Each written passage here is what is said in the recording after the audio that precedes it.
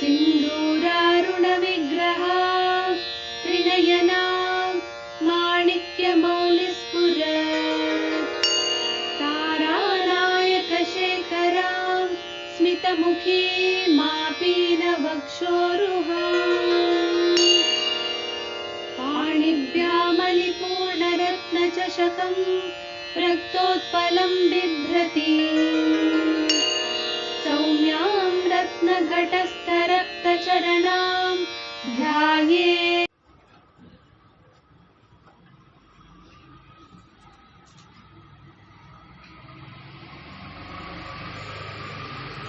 ಚಂದ್ರವಿದ್ಯಾ ಉಪಾಸನೆಯ ಸ್ವರೂಪವನ್ನು ಅರ್ಥ ಮಾಡಿಕೊಂಡ ಮೇಲೆ ನಾವು ತಿಳ್ಕೊಂಡಿದ್ದೇವೆ, ಇದು ಕೇವಲ ಸ್ತೋತ್ರ ಅಲ್ಲ. ವಿಷ್ಣು ಸಹಸ್ರನಾಮವಾಗಲಿ ಲಲಿತಾ ಸಹಸ್ರನಾಮವಾಗಲಿ ಅದು ಸ್ತೋತ್ರ ಅಂದಾಗ ಬರೀ ದೇವರ ಸ್ತುತಿ ಅಂತ ಅಲ್ಲ, ಅದು ಒಂದು ಶಾಸ್ತ್ರಮಯವಾಗಿದೆ, ದೈವೀ ತತ್ವವನ್ನು ಪ್ರಕಟಗೊಳಿಸೋದಾಗಿದೆ, ಉಪಾಸನಾತ್ಮಕವಾಗಿದೆ. ಅಂದ್ರೆ ಓದ್ಬಿಟ್ಟು ಪಕ್ಕ ಇಟ್ಬಿಡೋದಲ್ಲ, ಅದನ್ನ ಮನನ ಮಾಡಬೇಕು, ಅನುಷ್ಠಾನ ಮಾಡಬೇಕು. ಏನು ಸಾಧ್ಯ ಇದೆ ಅದನ್ನ, ಈಗ ನಾವು ಕೆಲವು ನಾಮಗಳು ಹೇಳ್ಕೊಂಡ್ವಿ, ಈ ನಾಮಗಳನ್ನ ಹೇಳ್ತಾ ಇದ್ರೆ ನಮಗೆ ಇಂತಿಂತ ಲಾಭ ಸಿಕ್ಕುತ್ತೆ, ಅದನ್ನ ಕೊನೆ ಪಕ್ಷ ಹೇಳ್ಕೊಳ್ಳೋದು. ಪುರುಸೊತ್ತಾಗಿರುವಾಗ ಅಥವಾ ಓಡಾಡ್ತಾ ಇರುವಾಗ, ಕೂತಿರುವಾಗ, ಮಾತಾಡ್ತಿರೋ ಸಂದರ್ಭ ಬರುತ್ತಲ್ಲ, ಅಂಥ ಸಂದರ್ಭಗಳಲ್ಲಿ ಈ ನಾಮಗಳನ್ನ, ಅದಕ್ಕೆ ನಾಮ ಅನ್ನುವುದನ್ನ ಲೋಕಕ್ಕೆ ಪರಮಾತ್ಮ ಕೊಟ್ಟಿರೋದೇ ಇದಕ್ಕೆ. ಯಾವುದಕ್ಕೆ ಅಂದ್ರೆ ಬೇರೆ ಎಲ್ಲ ಮಾಡ್ಬೇಕಾದ್ರೆ ಒಂದು ವಿಧಿವಿಧಾನಗಳಿದೆ, ಅನುಷ್ಠಾನ ಇದೆ, ಮಡಿ ಆಚಾರ ವಿಚಾರಗಳಿದೆ. ನಾಮಕ್ಕೆ ಅದನ್ನ ಕೊಟ್ಟಿಲ್ಲ, ವಿಧಿಸಿಲ್ಲ.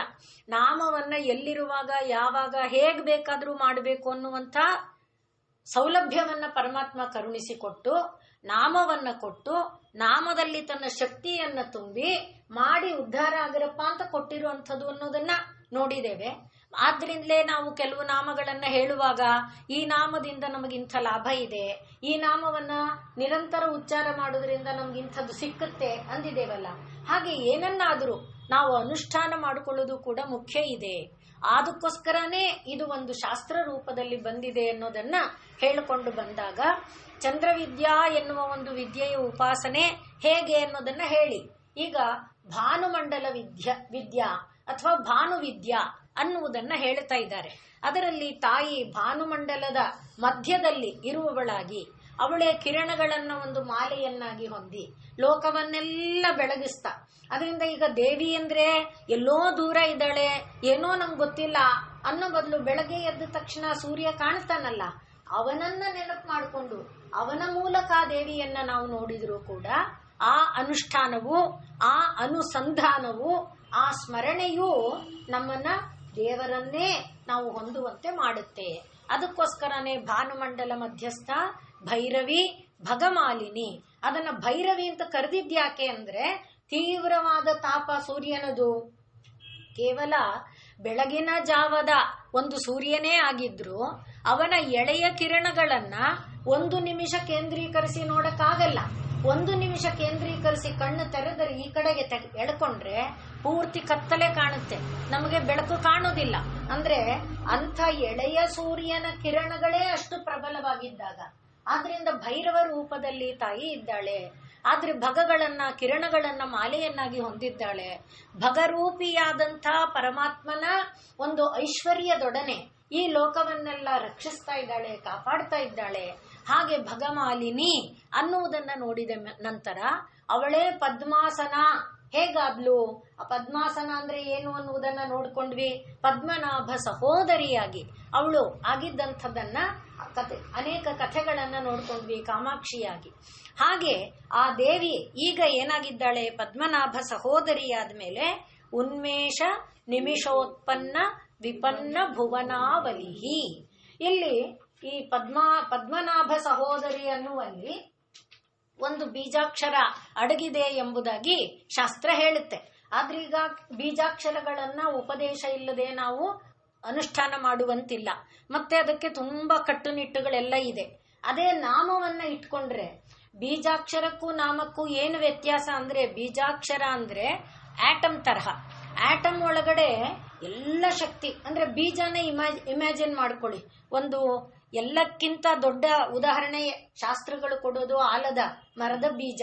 ಅದು ಎಷ್ಟಿರುತ್ತೆ, ನಮ್ಮ ಉಗುರೊಳಗೆ ಒಂದು 20-25 ಆದ್ರೂ ಸೇರ್ಬಹುದು ಒಂದು ಇದರೊಳಗೆ. ಅಷ್ಟು ಸಣ್ಣ, ಆ ಸಣ್ಣ ಬೀಜದೊಳಗೆ ಅಷ್ಟು ದೊಡ್ಡ ಮರ. ಅಂದ್ರೆ ಬೀಜದೊಳಗೆ ಆ ಶಕ್ತಿ ಇದೆಯಲ್ಲ, ಆ ರೀತಿಯಲ್ಲಿ ಬೀಜಾಕ್ಷರಗಳಲ್ಲಿ ಸಂಪೂರ್ಣ ದೈವಿ ಶಕ್ತಿ ತುಂಬಿದೆ. ಈಗ ಅದಕ್ಕೋಸ್ಕರ ಅದನ್ನು ಅನುಷ್ಠಾನ ಮಾಡಬೇಕಾದ್ರೆ ಏನು ತೊಂದರೆಗಳು ಬರುತ್ತೋ, ಏನು ವಿಪತ್ತು ಬರುತ್ತೋ, ಏನಾಗುತ್ತೋ ಅನ್ನೋ ಕಳವಳಗಳೆಲ್ಲ ಇರುತ್ತೆ. ಅಯ್ಯೋ, ನಾನು ಬೀಜಾಕ್ಷರ ಉಪದೇಶ ಇಲ್ಲದೆ ಮಾಡಿದೆ, ಅಥವಾ ನಾವು ಉಚ್ಚಾರ ಮಾಡಿದಾಗ ಇದೇನೋ ತೊಂದರೆ ಆಯ್ತು. ಈಗ ಈ ನಾಮಗಳ ಮಧ್ಯದಲ್ಲೇ ಹುದುಗಿಸಿ ಕೊಟ್ಬಿಟ್ರೆ ಆಗ ಗೊತ್ತಾಗೋದೇ ಇಲ್ಲ. ಹೇಗೆ ಮಕ್ಕಳಿಗೆ ನಾವು ಇದನ್ನ ಕಹಿ ಮಾತ್ರೆಗಳನ್ನ ನುಂಗಿಸುವಾಗ ಮೊದಲು ಒಂಚೂರು ಸಕ್ಕರೆನೋ ಸಿಹಿನೋ ಅದೇನು ಇಷ್ಟಪಡುತ್ತೆ ಅದನ್ನು ಮೊದಲು ಕೊಟ್ಟು ಮಧ್ಯ ಮಾತ್ರೆ ಕೊಟ್ಟು ತಿರ್ಗಸೆ, ಆ ರೀತಿಯಲ್ಲಿ ಇದು. ಅದರಿಂದ ಪದ್ಮನಾಭ ಸಹೋದರಿ ಎನ್ನುವಲ್ಲಿ ಪದ್ಮನಾಭ ಅಂದ್ರೆ ಬ್ರಹ್ಮ. ಪದ್ಮನಾಭದಲ್ಲಿ ಆ ಬ್ರಹ್ಮ ಅಂದಾಗ ಬ್ರಹ್ಮ ಅನ್ನುವುದು ಕಕಾರವನ್ನ ಪ್ರತಿನಿಧಿಸುತ್ತೆ. ಆದ್ರಿಂದ ಕ ಅನ್ನುವುದು ಇದು ವಾಗ್ಭವ ಕೂಟವನ್ನ ಪ್ರತಿನಿಧಿಸುವಂತಹ ಬೀಜಗಳನ್ನೆಲ್ಲ ಹೊಂದಿದೆ ಅಂತ. ಆದ್ರಿಂದ ಭಗ ಅನ್ನುವಾಗ ಭಗಮಾಲಿನಿನಲ್ಲಿ ಭಗ ಅನ್ನುವಾಗ ಏಕಾರ ಇದೆ. ವಾಗ್ಭವ ಕೂಟದಲ್ಲಿ ಕ, ಏ, ಲ, ಈ, ಹ, ಸ ಇಷ್ಟಕ್ಷರಗಳೇ ಇರುವಂತದ್ದು. ಆಮೇಲೆ ಕ್ರೀಮ್, ಇದನ್ನ ವಾಗ್ಭವ ಕೂಟ ಅಂತ ಕರೀತಾರೆ. ಅದು ಹೇಗೆ ಅದರ ಮಧ್ಯದಲ್ಲಿ ಅಡಗಿಕೊಂಡಿದೆ ಅನ್ನುವುದನ್ನ ನಮಗೆ ತಿಳಿಸಿಕೊಡ್ತಾರೆ. ಒಟ್ಟಿನಲ್ಲಿ ವಾಗ್ಭವ ಕೂಟದ ಎಲ್ಲ ಬೀಜಗಳನ್ನ ಕ, ಎ, ಇ, ಲ, ಹ್ರೀಂ ಈ ಇಷ್ಟು ಅಕ್ಷರಗಳಿಂದ ಕೂಡಿರುವುದು ವಾಗ್ಭವ ಕೂಟ. ಕ ಅನ್ನುವುದು ಬ್ರಹ್ಮನನ್ನ ಪ್ರತಿನಿಧಿಸುತ್ತೆ. ಅದರಿಂದಲೇ ಬ್ರಹ್ಮ ಪದ್ಮನಾಭ ಸಹೋದರಿ ಅನ್ನುವಲ್ಲಿ ಬ್ರಹ್ಮ ಅನ್ನುವಾಗ ಕ ಎನ್ನುವ ಅಕ್ಷರವು, ಭಗ ಅನ್ನುವಾಗ ಎ ಅನ್ನುವ ಅಕ್ಷರವು, ಇದರಲ್ಲಿ ಮತ್ತೆ ಪದ್ಮನಾಭ ಅನ್ನುವಾಗ ವಾಮನ ರೂಪದಲ್ಲಿ ಇಂದ್ರ ಅನ್ನುವುದು ಇಕಾರ ಅಕ್ಷರವನ್ನು, ಇಂದ್ರನಿಗೆ ಸಹೋದರ ತಾನವನು ಪದ್ಮನ, ಆ ರೀತಿಯಲ್ಲಿ ಈ ಅನ್ನುವ ಅಕ್ಷರವನ್ನು, ಆಮೇಲೆ ಸಹೋದರಿ ಎನ್ನುವಾಗ ಹೋ ಹಕಾರದಲ್ಲಿ ರಾ ಅನ್ನೋ ರಾ, ಹ, ರ, ಇ ಸೇರಿಸಿ ಹ್ರೀಂ. ಹೀಗೆ ಕ, ಎ, ಇ, ಲ, ಹ್ರೀಂ ಈ ಅಕ್ಷರಗಳನ್ನ ಈ ಪದ್ಮನಾಭ ಸಹೋದರಿ ಎನ್ನುವ ಒಂದು ನಾಮದೊಳಗೆ ಅಡಗಿಸಿ ಇಟ್ಟಿದ್ದಾರೆ. ಆದ್ರಿಂದ ನಮ್ಗೆ ಈ ವಾಗ್ಭವ ಕೂಟವನ್ನ ಉಚ್ಚಾರ ಮಾಡಿ ಅನುಷ್ಠಾನ ಮಾಡಿ ಅದನ್ನ ಸಿದ್ಧಿ ಮಾಡ್ಕೊಳ್ಳೋಕ್ ಗೊತ್ತಿಲ್ಲ. ಪದ್ಮನಾಭ ಸಹೋದರಿ ಅಥವಾ ಓಂ ಶ್ರೀ ಪದ್ಮನಾಭ ಸಹೋದರ್ಯೈ ನಮಃ, ಓಂ ಶ್ರೀ ಪದ್ಮನಾಭ ಸಹೋದರ್ಯೈ ನಮಃ ಇದನ್ನ ನಿರಂತರ ಜಪಿಸ್ತಾ ಇದ್ರೆ ಯಾರಿಂದಲೂ ಭಯ ಇಲ್ಲ, ಯಾವುದರಿಂದಲೂ ಭಯ ಇಲ್ಲ. ಸಕಲ ಭಯ ನಮಗೆ ದೂರ ಆಗಬೇಕು ಅಂದ್ರೆ, ಯಾರಿಗಾದರೂ ಸಕಲ ಭಯ ದೂರ ಆಗಬೇಕು ಅಂದ್ರೆ ಈ ನಾಮವನ್ನ ಜಪಿಸ್ತಾ ಇರಬೇಕು ಅಂತ ಶಾಸ್ತ್ರ ನಮಗೆ ಕೊಡುತ್ತೆ. ಈಗ ನಾವು ಮುಂದಿನ ನಾಮ ಉನ್ಮೇಷ ನಿಮಿಷೋತ್ಪನ್ನ ವಿಪನ್ನ ಭುವನಾವಲಿಹಿ ಬಂದಿದ್ದೇವೆ. ಉನ್ಮೇಷ ಅಂದ್ರೆ ತೆರೆಯೋದು, ನಿಮೇಷ ಅಂದ್ರೆ ಮುಚ್ಚೋದು. ಆದ್ರಿಂದ ಉನ್ಮೇಷ ನಿಮೇಷ ಇಷ್ಟರಲ್ಲಿ ಏನ್ ಮಾಡಿದಾಳೆ, ಉನ್ಮೇಷ ನಿಮೇಷ ಉತ್ಪನ್ನ. ಉನ್ಮೇಷ ಅಂದಾಗ ಉತ್ಪನ್ನ, ನಿಮೇಷ ಅಂದಾಗ ಲಯ. ಹಾಗೆ ಉನ್ಮೇಷ ನಿಮೇಷೋತ್ಪನ್ನ ವಿಪನ್ನ. ವಿಪನ್ನ ಅಂದ್ರೆ ಮುಳುಗಿಸೋದು, ಉತ್ಪನ್ನ ಅಂದ್ರೆ ತೆಗೆಯೋದು. ಉನ್ಮೇಷ ಉತ್ಪನ್ನ, ನಿಮೇಷ ವಿಪನ್ನ. ಹಾಗೆ ಯಾವುದನ್ನ ಅಂದ್ರೆ ಭುವನಾವಲಿ, ಎಷ್ಟು ಪ್ರಪಂಚ ಇದೆಯೋ ಅಂದ್ರೆ ಎಷ್ಟು 14 ಲೋಕಗಳು ಅಂತ ನಾವು ಹೇಳ್ತೇವಲ್ಲ, 14 ಲೋಕಗಳನ್ನ ಆಕೆಯ ಕಣ್ತೆರೆಯುವ ಮೂಲಕ ಉತ್ಪನ್ನ ಮಾಡ್ತಾಳೆ. ಆಕೆ ಕಣ್ಣು ಮುಚ್ಚಿದ ತಕ್ಷಣ ಮರೆ ಮಾಡ್ತಾಳೆ. ಅಷ್ಟು ಲೀಲಾಜಾಲವಾದ ಕೆಲಸ ಆಕೆಗೆ ಸೃಷ್ಟಿ ಸ್ಥಿತಿ ಲಯ ಎನ್ನುವಂಥದ್ದು. ಅದನ್ನೇ ನಾವು ಹಿಂದೆನೂ ನೋಡ್ಕೊಂಡಿದ್ವಿ. ಈ ಸೃಷ್ಟಿ ಲೀಲಾಜಾಲವಾಗಿ ಈ ಕೆಲಸಗಳನ್ನ ಆ ದೇವಿ ಮಾಡ್ತಾಳೆ ಎಂಬುದಾಗಿ. ಹಾಗಾಗಿ ಈ ಉನ್ಮೇಷ ನಿಮೇಷ ಎಷ್ಟು ಸುಲಭವೋ ಒಂದು ವ್ಯಕ್ತಿಗೆ, ಆದ್ರೆ ಎಷ್ಟು ಸುಲಭವೋ ಒಂದು ವ್ಯಕ್ತಿಗೆ ಅಂತ ಹೇಳೋ ಹಾಗಿಲ್ಲ. ಗಾಢವಾದ ನಿದ್ದೆ ಬರ್ತಿರುವಾಗ ಚುಚ್ಚಿ ತಿವಿದು ಅಂದ್ರೆ ಹೀಗೆ ತಿರ್ಗಾ ಅಂದ್ರೆ ಎಷ್ಟು ಕಷ್ಟಪಟ್ಟರು ಕಣ್ಣು ಹೀಗೀಗನ್ನುತ್ತೆ ಹೊರತು ಮತ್ತೆ ಮುಚ್ಕೊಳ್ಳುತ್ತೆ, ತೆರೆಯೋದಿಲ್ಲ. ಆ ಬಲವಂತದಿಂದ ತೆರೀಬೇಕಾಗುತ್ತೆ. ಆದ್ರೆ ದೇವಿಗೆ ಹಾಗಲ್ಲ. ನಿಮೇಷ ಉನ್ಮೇಷಗಳು ಅತ್ಯಂತ ಸರಳವಾದಂತ ಒಂದು ಲೀಲೆ. ಆ ಲೀಲಾಜಾಲವಾಗಿ ದೇವಿ. ಆದ್ರಿಂದ ಈಗ ನಾವು ಇದರಿಂದ ತಿಳ್ಕೋಬೇಕಾದ್ದೇನೋ, ನಾನು ಸೃಷ್ಟಿ ಮಾಡ್ತೇನೆ, ಮಾಡಿದ್ದನ್ನ ರಕ್ಷಣೆ ಮಾಡ್ತೇನೆ ಅನ್ನುವ ಒಂದು ಜವಾಬ್ದಾರಿಯನ್ನು ಹೊತ್ಕೊಳ್ತೇನಲ್ಲ, ನನ್ನ ಜವಾಬ್ದಾರಿ ಇದು, ನಾನ್ ಮುಗಿಸ್ಬೇಕು, ನಾನ್ ಮಾಡಬೇಕು ಅಂತ ಅನ್ಕೊಳ್ಳೋದು ತಪ್ಪಲ್ಲ. ಆದ್ರೆ ಅದನ್ನ ನನ್ನ ಮೇಲೆ ಹೇರ್ಕೊಂಡು ಅಯ್ಯೋ ನಾನು ಜವಾಬ್ದಾರಿ ಮುಗಿಸ್ದೆ ಪ್ರಾಣ ಹೋಗ್ತಾ ಇದೆ. ಆ ಥರದ್ದು ಏನೇನೋ ಕೊರಗುಗಳು ಕೆಲವರಿಗೆ ಇರುತ್ತೆ. ಒಂದು ಪುಸ್ತಕ ಇದೆ, ಏನು ಆರ್ಟ್ ಆಫ್ ಡೈಯಿಂಗ್ ಅಂತ, ಆರ್ಟ್ ಆಫ್ ಲಿವಿಂಗ್ ಇಲ್ಲ, ಆರ್ಟ್ ಆಫ್ ಡೈಯಿಂಗ್ ಅಂತ.